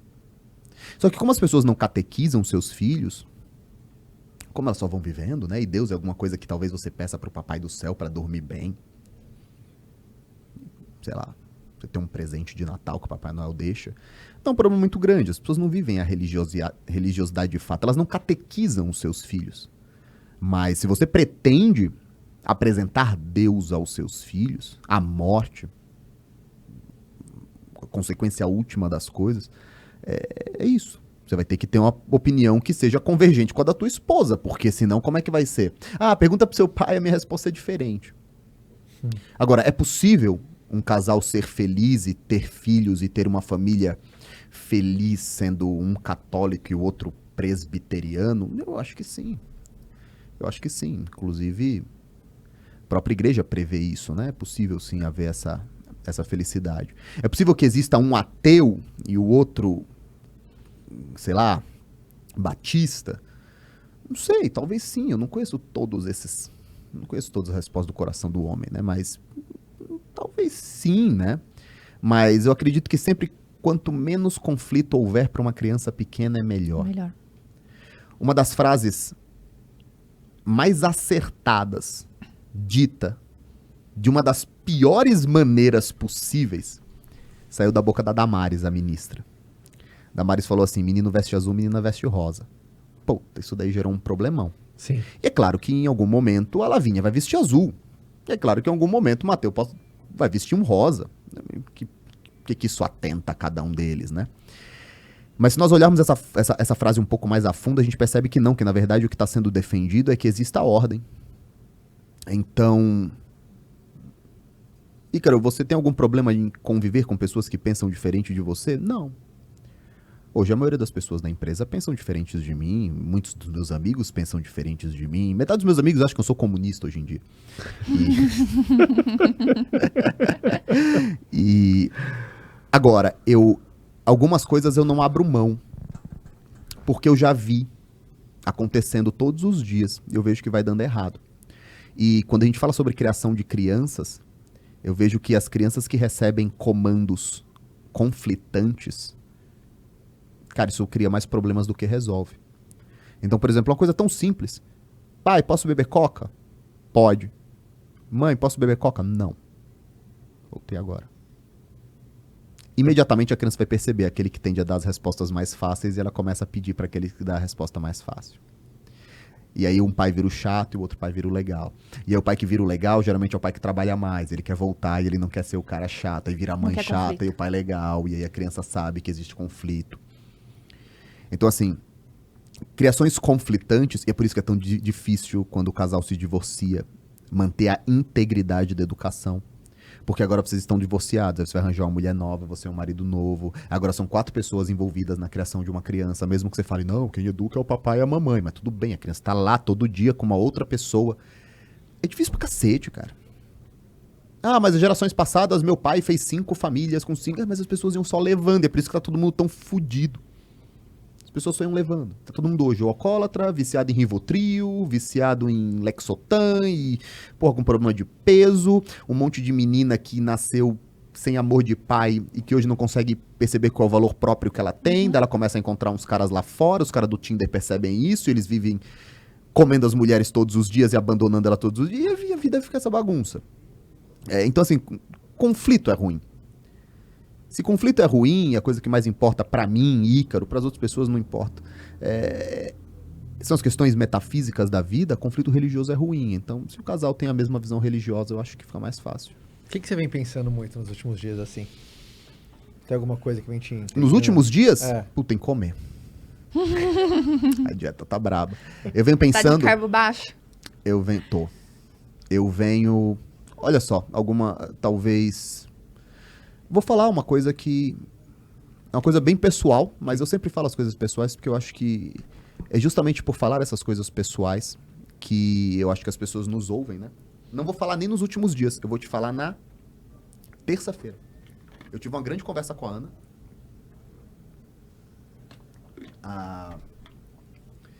Nós tivemos uma das conversas mais importantes do nosso casamento. Uau. Nós refletimos muito sobre como o nosso papel, como o Ícaro e a Ana, como namorados, como marido e mulher, andou nos últimos anos sufocado pelo papel do Ícaro e da Ana, pai das crianças. Uhum. Porque foram 5 gravidezes em 7 anos.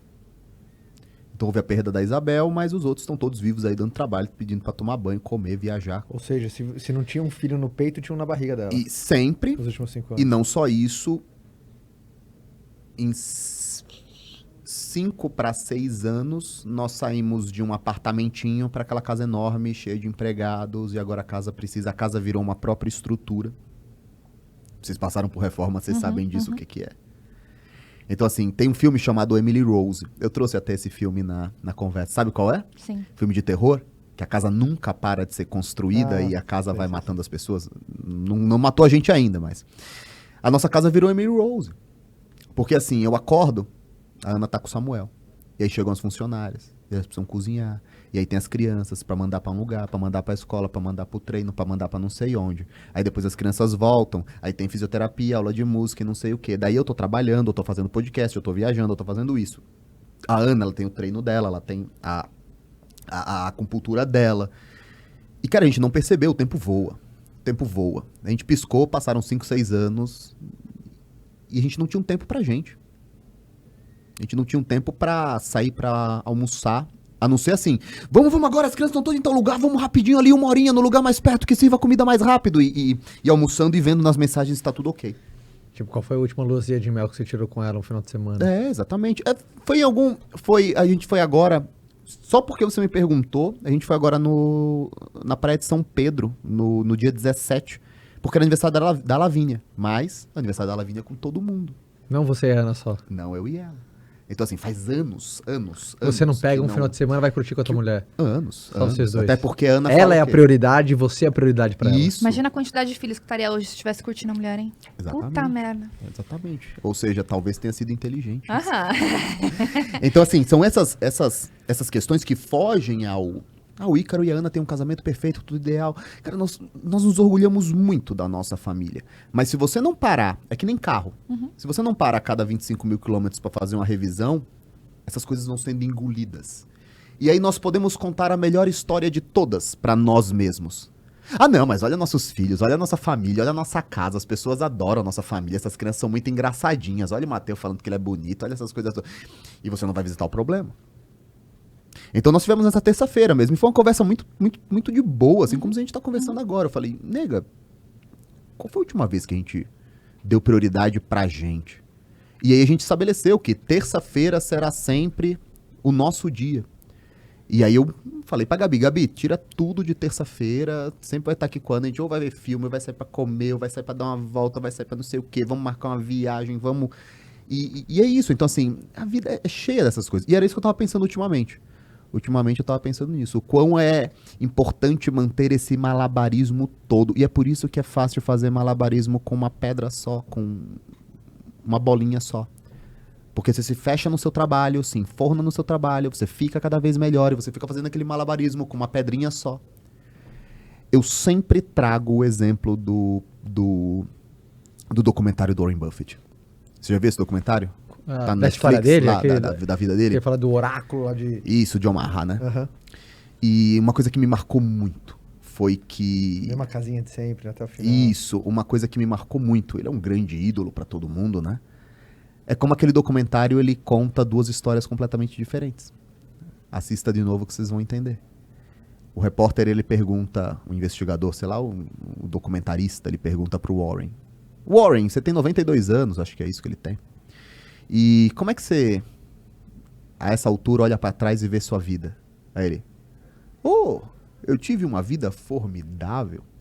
Eu sempre fiz tudo aquilo que eu quis e eu vivi uma vida incrível, conheci pessoas incríveis e minha vida foi incrível. Eu tive um sócio incrível e pude fazer negócios que me deixaram muito feliz. E uma hora ele fala assim, eu sempre fiz tudo que me trouxe felicidade na vida.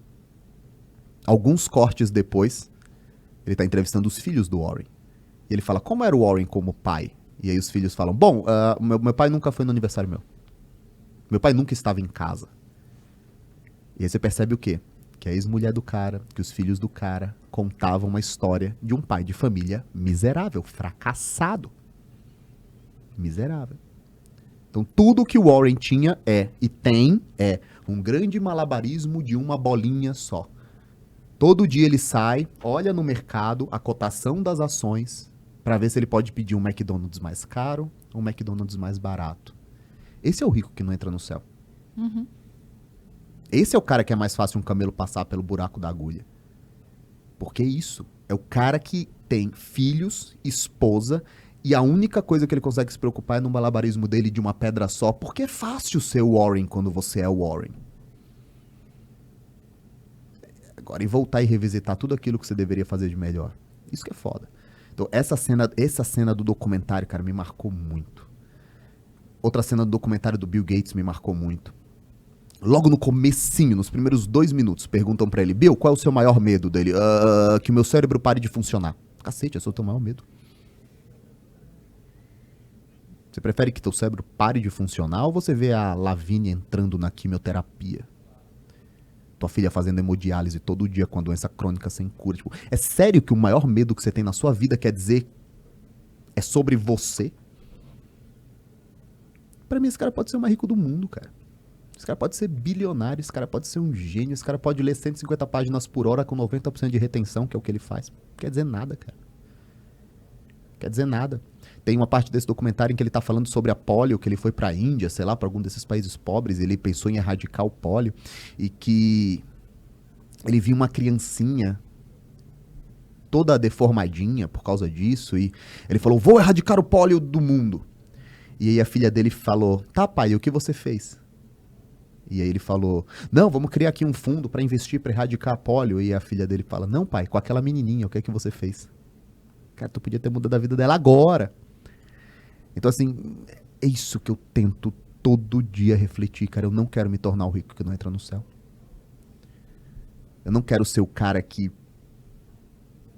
Puta, cara, chegou no final de tudo e falou, cacete, você não conseguiu dar a única moeda que você precisava dar. Que a viúva deu mais do que todos os outros, porque ela deu aquilo que faltava pra ela. Sim. Então, assim, é isso que eu só penso. Cara, e um monte de merda eu faço, um monte de coisa eu faço, mas a gente tenta se revisitar o tempo todo. Que dica que você tem eu acho que conselho que você dá esse final pra galera que tá naquela mesma jornada do Ícaro que, puto, o bicho quer fazer, ele não quer perder a lucidez, mas ele sabe que, cara, eu tenho que dar o gás, eu tenho que ficar longe, pro cara às vezes não sair mal, que, porra, eu ainda não enriqueci, bicho. Sabe aquela lança do Ícaro de 4 anos atrás, você dando aula, bem-vindo ao novo mercado, aula de tá na webcam lá, já 2 filhos ali, papai me coloca pra dormir, e você falava, cara, não dá agora. Eu perdi o primeiro aniversário da Lavínia, porque eu tava trabalhando. Então. Olha, eu vou te falar, eu acho que o teu trabalho é um trabalho muito mais saudável para essas pessoas do que o meu próprio trabalho. Sim. Porque você oferece um objetivo, uma direção muito clara, enquanto eu fui trabalhando nessa obsessão desequilibrada, né? E eu não sei fazer as coisas de maneira equilibrada. Puta, eu também não consigo. É? Na verdade, eu não consigo, cara. Talvez eu tenha uma... Eu tenho um poder grande de... Você tem uma mulher chata do seu lado. Também. Não, então também. Mas eu tenho Que te puxa. Eu tenho um poder grande de aprender.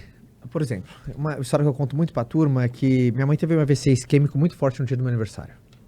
Dia 16 de agosto de 2013. Eu tava numa convenção. 10 anos atrás. 10 anos atrás, eu tava numa convenção na Bahia. E era meu aniversário, aí meu pai falou, cara, tua mãe quer falar contigo, eu levei meu pai pra me ajudar, coisas de trabalho, tava lá, sua mãe quer falar contigo, eu falei, cara, já fala com a mãe, tava foda, bombando, aquela coisa, falando com o time de venda, tinha batido recorde, aquela coisa loucura, todo mundo feliz, não posso falar com a mãe, não falei com a minha mãe teve AVC isquêmico e teve metade da paralisia cerebral dela, nunca mais eu falei com ela. Porque ela não fala.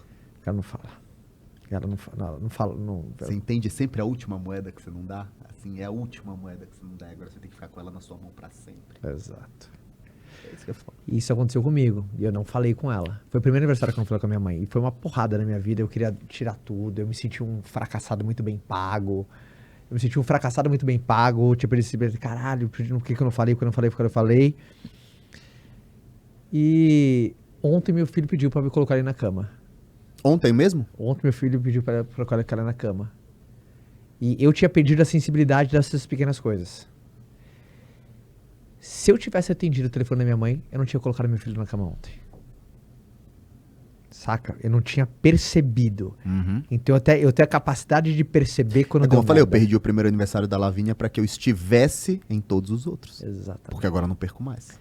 Por isso, se eu volto no tempo, Caio, você atende? Não atende, bicho. Minha mãe tá aqui, ela sabe, tô em paz com ela, não atendo. Porque se eu não tivesse atendido, se eu tivesse atendido a minha mãe naquele momento, eu não colocaria meu filho pra dormir ontem. Porque ele pediu pra dormir, faltava 5 minutos pra eu entrar numa reunião. Falei assim, cara, mandei uma mensagem, cara, vou atrasar 15. E fiquei, fiz ele dormir, dei aquele beijinho, ficamos lá, trocando ideia. Porque eu sei que eu só tenho... A gente tem mais ou menos umas 13 primaveras com nossos filhos. A gente tem mais 13 férias. Com o Matheus... O Matheus tem? Mateu. 7. Matheus, perdão. Matheus tem 7, minha filha tem 7. A gente tem mais 8 primaveras. O que é isso que você tá falando? O que são primaveras? De ano? Primaveras são férias. Ah. São verões. Porque a partir do Até eles irem pro 15º, mundo, né? com 15 ou 16, talvez não é com a gente que ele quer curtir Ah, uma férias. entendi. Eu tenho uma história muito legal pra contar que me marcou Talvez ele muito. não tenha... As Não, férias já não entendi. vai Com ser ele, né? Não é mais com ele, é outra pessoa. Ele quer ir com um amigo outra dele, pessoa. ele quer com a galera do Aí jiu-jitsu. depois vai ser a quer- namorada. E depois vai ser a namorada. Eu sempre brinco, eu digo, todos os dias eu sonho pra essas crianças saírem da minha casa e irem viver a vida delas. Eu tenho Mais rápido, a gente tem mais 8 bichos com nossos filhos. É. A gente tem mais 8 primaveras com nossos filhos. Depois, A gente continua sempre fazendo filho, entendeu? Talvez Tá sempre no tendo nono- O primavera. Samuel eu tenho 15 ainda, ó, tá aí. Eu tenho uma história muito boa, assim, eu não gosto muito das pessoas que banalizam. Isso é muito comum em neopentecostais, né? Não tenho nenhum problema com neopentecostal, só... Não gosto das pessoas que banalizam contatos com Deus. Do tipo, o cara tá aqui agora, daí a gente tá conversando. Caio, Deus tá falando pra mim agora, cara, que a sua mãe, ela te perdoou. Eu odeio esse negócio, cara. Eu odeio esse negócio de banalizar. Porra, foi de onde eu vim. Eu vim do terreiro, onde só havia o tempo todo, né? Então, eu não gosto dessa banalização. Eu acho que Deus fala conosco muito claramente, mas em momentos muito importantes, ou até mesmo, às vezes, muito sensíveis da nossa vida, muito delicados da nossa vida, quando a gente menos espera. Eu tinha saído, eu tinha tirado um tempo de férias, e estávamos lá, no ano passado, naquele hotel Mazarop, com as crianças, com a Ana, foi a última que a gente tirou, assim. Mas sempre com as crianças, né, respondendo que não era só eu e a Ana. E a Ana estava muito cansada, porque as crianças tinham dado um trabalho danado e eles tinham acordado muito cedo, alguma coisa assim. Eu falei, não, as meninas estavam chorando porque precisavam dormir, de tão cansadas que elas estavam. E o Mateu, o gás dele é infinito, né? Então não dá pra deixar ele no quarto, que ele vai acordar todo mundo. Daí eu falei pra ela, vai, dorme com as crianças, e eu fico com o Mateu aqui. E ela foi, e eu fiquei com o Mateu. Eu tenho tido cada vez mais momentos com o Mateu. Levei ele pra treinar em Jundiaí, levo ele pra andar na pista de bicicleta. ele vai pra treinar com o Mika. Com Mika, com Mel, que inclusive um abraço pra eles, me atenderam. Cara, me deixaram envergonhados de tão educados que eles são. Ainda chamei eles no final pra irem pra churrascaria, eles são vegetarianos. E aí nesse momento eu tenho certeza que Deus falou comigo, assim, de uma forma muito delicada e de uma forma muito inesperada. Bom, a Ana foi dormir, as crianças foram dormir, ficamos eu e o Mateu naquele hotel. Tava meio vazio, meio da tarde, devia estar todo mundo cochilando. Tem um parque do lado de fora, que tem uns brinquedões, e ficamos eu e o Mateu. E aí ele pulava, e eu pulava atrás dele, ele pulava numa cama elástica, eu pulava atrás dele. E aí eu gravei um vídeo, que tá aqui até hoje, no meu celular. Eu gravei o vídeo de eu pulando pra derrubar ele, então eu chegava perto dele, pulava, ele caía, pulava, ele caía. E aí me bateu uma melancolia, o que é raro no meu temperamento. Não costumo ser um cara muito melancólico, não.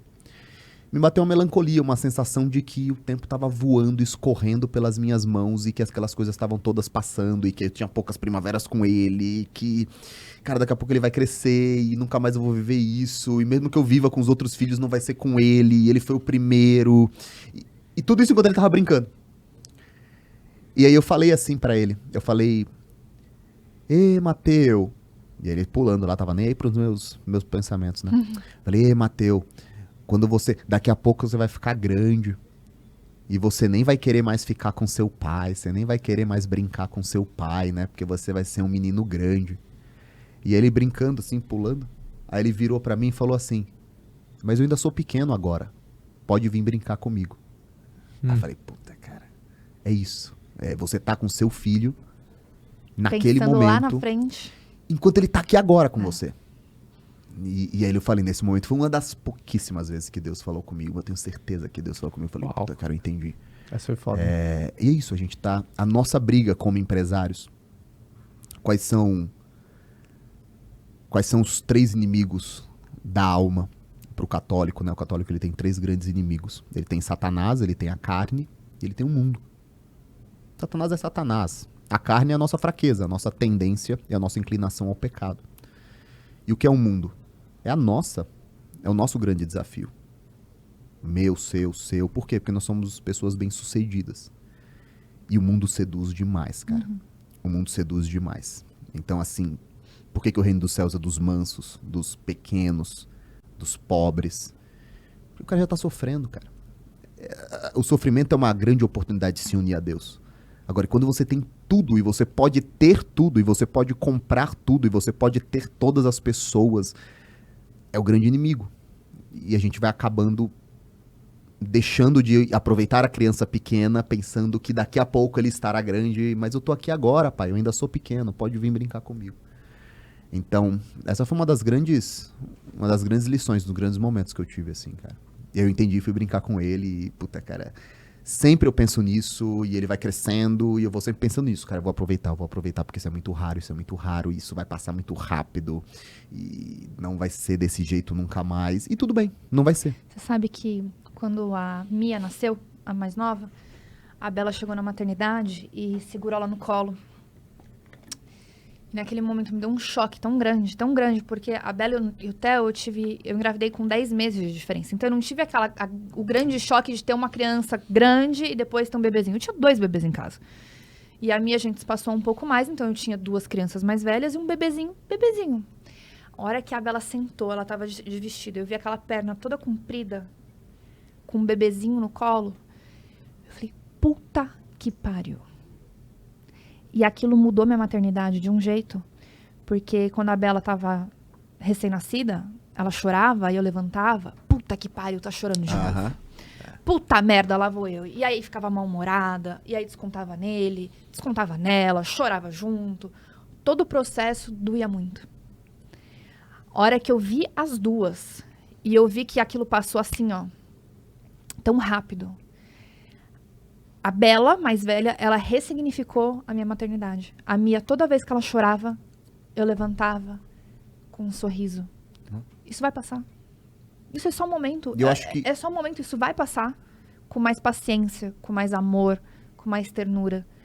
E eu só queria ter 2 filhos. Eu sou uma pessoa... A colérica, zero paciência. Como que eu vou ter tanto filho assim? E aquela dificuldade de... Pô, você é adulto, você não tem paciência pra brincar. Aí a criança quer que você brinque, ela quer que você senta, ela quer que você dê atenção. Aquele momento, eu falei assim, a gente vai ter trocentos filhos. E aí eu fiz um story sobre isso. E as pessoas, é fácil falar... Porque você é rico. Porque você é rica. E eu falei, é uma pena, porque essas pessoas ainda não tiveram a oportunidade de entender o que eu entendi. Mas isso é o clássico, assim, isso isso daí acontece porque você é rico. E aí... Eu sempre digo, aí nós voltamos a... Eu sempre falo que de todos os textos bíblicos, os que sempre me pegam mais são aqueles que estão lidando com o quão perto você pode perder o céu por apego à riqueza.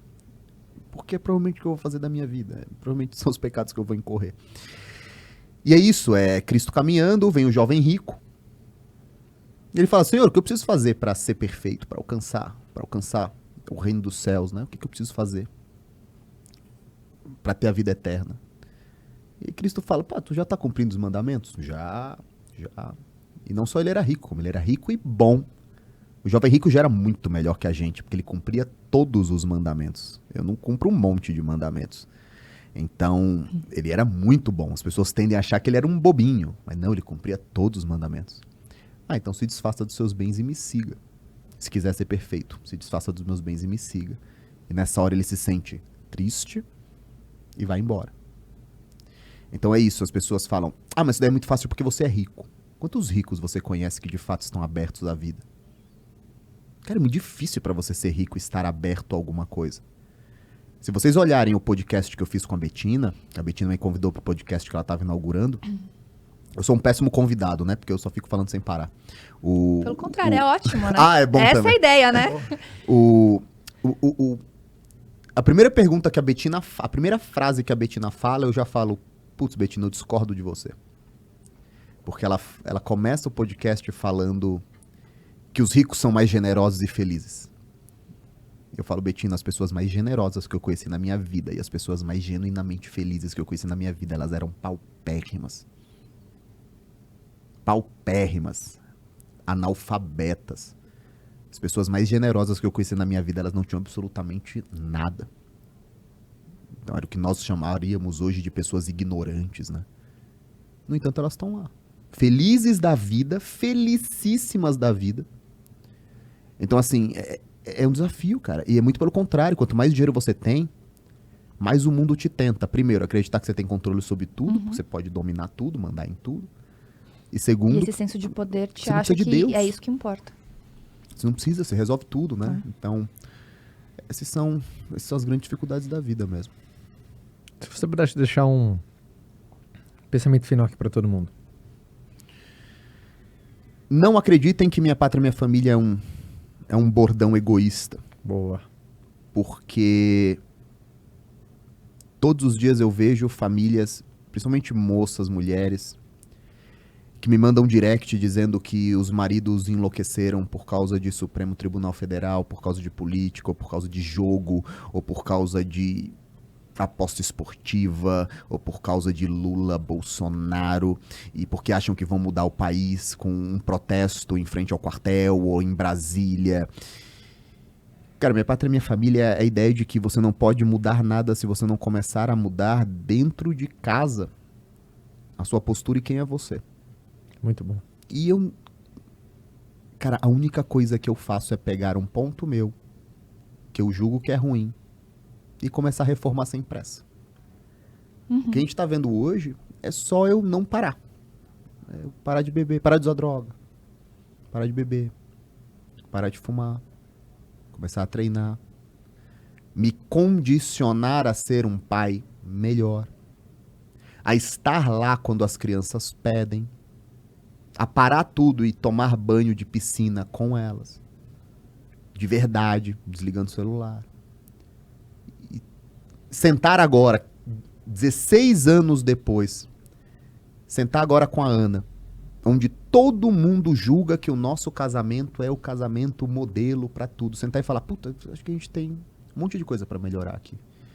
Acho que a gente tá sendo engolido pela Emily Rose aqui, né? Nós estamos sendo engolidos pela... Não, acho que era Rose Red. Não era Emily Rose. Emily Rose era um filme de exorcismo. Acho que era Rose Red. Eu tava pensando nisso, eu falei, não me deixa. Emily Rose era Passou. um filme de... Nossa, era muito bom esse filme. Você já viu Da esse filme? Exorcista, não é? Caso de Emily Rose. Você sabia né? que é real, né? Não. Vocês já viram a foto dessa Não, Emily não. Rose? Nem nem- fala. Sou bunda mole. Eu sou bunda mole uma vez que eu tava vendo no cinema, curte? saí Ah, então eu vou fora. contar a história do fantasma da minha avó, quando eu fui na casa dela depois que ela morreu, Você sozinho. Sério? Sério? Depois não, não posso contar ao vivo porque eu prometi que eu não ia contar. Não, vou contar, é boa a história. Quando a Eu gente vou acabar, eu vou desligar contar. Fantasma da minha avó. Fantasma da minha avó. Então, assim, eu acho que é Rose Red. É isso, o Rose Red vai te engolindo, porque os problemas nunca vão parar. Minha Pátria Minha Família é a ideia de que a melhor resposta que você pode dar para sua família é reformar a si mesmo. Muito bom, cara. Porque, cara, o casamento, eu sempre disse, né? Uma frase que muitas pessoas disseram que eu ia pagar minha língua. E pode ser que eu pague, Deus queira que não. Mas eu falo assim, eu fui filho de divórcio. E eu nunca vou entregar o divórcio pros meus filhos. Ah, você não pode controlar, não sei o quê. E a mesma pessoa que fala, você tem filho porque você é rico. Você é bolsonarista.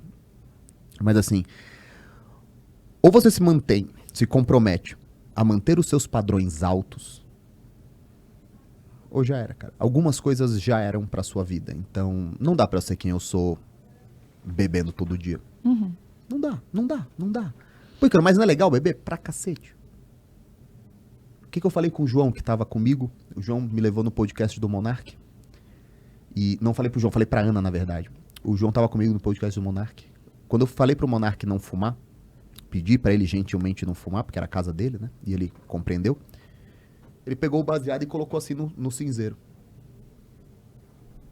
Vocês não têm ideia de quantas vezes naquelas 4 horas e 20 eu dialoguei comigo mesmo, assim, quando eu for embora eu vou pedir essa ponta. Vou pedir a ponta. Foda-se, vou pedir a ponta. Porque eu pego a ponta, na volta, eu acendo, dou 2 tragos, o João vai voltar dirigindo, eu vou voltar dando aquele cochilo maravilhoso depois de fumar uma pontinha. 4h20 dialogando isso. E aí acabou o podcast. Eu fiquei em frente ao cinzeiro. Ainda dizem que essa porra não vicia. Eu fiquei em frente ao cinzeiro. Vou pedir a ponta agora, vou pedir a ponta agora, vou pedir a ponta agora. Aí o João virou e falou assim, vou ao banheiro. Vou falar agora. Aí eu falei, é agora, porque o João não vai ver, não vai dizer nada pra Ana, né? É agora. E aí, como é que o João me salvou? O João foi ao banheiro em 15 segundos. Ele nunca vai tão rápido. Daí ele já voltou. Bum, deu. Puta, o João me fudeu.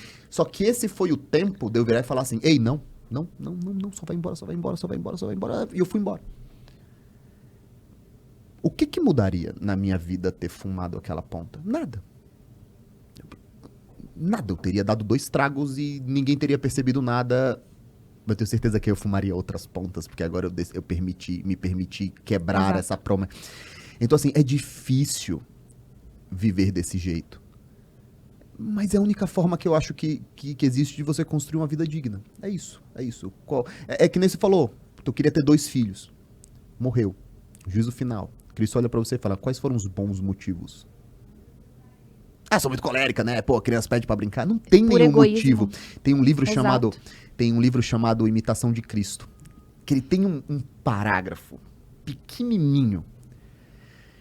Mas é um dos parágrafos mais pesados, assim, que você pode ler na vida, se você se importa com essa questão de quem é você diante de Deus, né? Quem será você diante de Deus? No único momento que importa.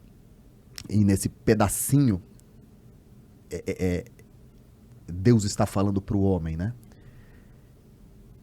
Ó homem, o que será de você que treme ao grito da voz grave de um homem bravo quando estiver diante de mim, eu que conheço você e todas as suas maldades?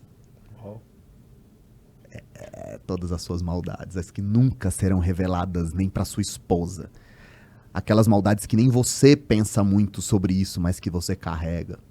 É isso. E nós vamos chegar com elas. Uhum. Com certeza. A gente só torce pela misericórdia. Então, é isso. É basicamente isso.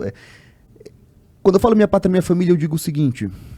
Cara, a melhor chance que você tem é ser o melhor marido e o melhor pai possível.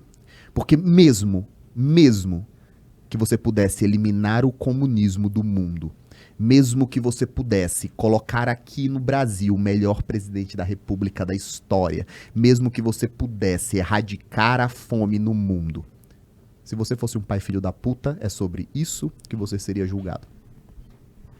Só isso, é a sua única responsabilidade. Sabe que, né, eu falei de forma cautelosa, mas foi importante isso que a gente tem que refletir, né? Nessa época do auge da política, eu falei assim, tem um monte de gente que sabe do plano de governo inteiro, mas não tem a menor noção do plano de relacionamento com a mulher, nunca sentou pra conversar, pra falar, cara, o que a gente quer desse casamento, o que a gente vai fazer desse casamento? Você teve hate quando falou isso? Se tinha, ninguém veio. Ninguém teve coragem de meter, mas talvez refletiram sobre isso, né? Porque é nessa hora que algumas pessoas que estão exatamente nessa posição, elas reagem. Porque é difícil ouvir essas coisas, cara. Sim. Quando eu falei numa live, não foi uma construção, não foi uma frase solta, né? Uma moça... Então acho que teve menos repúdio em relação a isso. Mas Uma moça me mandou uma refletir mensagem isso. na caixinha falando assim, eu tenho 1 m. Puta, cara, não lembro agora, era muito pequena. 1,50 m de altura, alguma coisa assim. E eu tenho 110 quilos, alguma coisa assim. E aí eu postei a foto do Ngannou, campeão peso pesado pelo UFC. Aquele africano enorme, gigantesco. Ah, eu vi, você falou, Eu vocês falei, pesam a Ngannou, mesma coisa. Vocês pesam a mesma coisa. Ponto. Você vai morrer. Só isso. E, cara, algumas pessoas vieram. Ah, puta, hoje em dia já não cabe mais esse tipo de afirmação. Quem é você pra dizer isso? Se os exames dela estiverem bons. E eu entendo também. Porque essas pessoas, muitas delas, cara, elas estão fazendo o melhor que elas podem. Às vezes elas são uma mãe solteira que ganha 2,5 salários, que Sim. pega 2 conduções, que sai lá de Caieiras pra trabalhar na Faria Lima, que vive um relacionamento abusivo, que a mãe mora dentro da casa da mãe, dividindo um quartinho puxadinho com 3 pessoas, e ela não tem nutricionista e o Muse pra te atender. Ela tá fazendo o melhor que ela pode. Então, quando eu falo essas coisas, eu também tento olhar as pessoas que reagem mal a isso. Só que eu também não posso deixar de falar porque se essa pessoa de fato ela decidir, se de fato ela enfiar isso na cabeça, ela vai perceber que ela não precisa do Muse, ela não precisa de um nutricionista, que ela pode ali nos 20 minutinhos, nos 30 minutinhos que ela tem, fazer uma opção melhor e talvez se mexer ali mesmo, dentro de casa, talvez comprar uns elásticos de R$19 no Mercado Livre, talvez ao invés de deixar de comer bolo antes de fazer qualquer outro ajuste. Tá na mão dela, é possível, é possível. O Ramon chegou ao Mr. Olímpia comendo arroz branco e salsicha, é possível. Tô falando pra ela chegar lá. Tô falando pra ela não chegar aos 50 anos sentindo dor. Com os joelhos quebrados. É possível. Então, assim, eu acho que no último... Eu falo que só agora, recentemente, eu entendi de fato o papel da minha rede social. Não é que é só antigamente falar pra quê? Pra vender um novo mercado. Mas não, cara, é importante ser uma imagem de que é possível você mudar um monte de coisa. Porque, porra, todo mundo é muito perfeito, né, no Instagram. Eu sou o cara mais fudido que fala que fez mais merda na vida. Então, é isso, dá pra fazer. Dá pra fazer. E as pessoas acreditam. E Muito bom. quem acredita, muita gente vai mudando também. Pra galera estar mais perto de você, seu Instagram por hora, né? Qual que é o seu Instagram por hora? O meu Instagram é... Não lembro.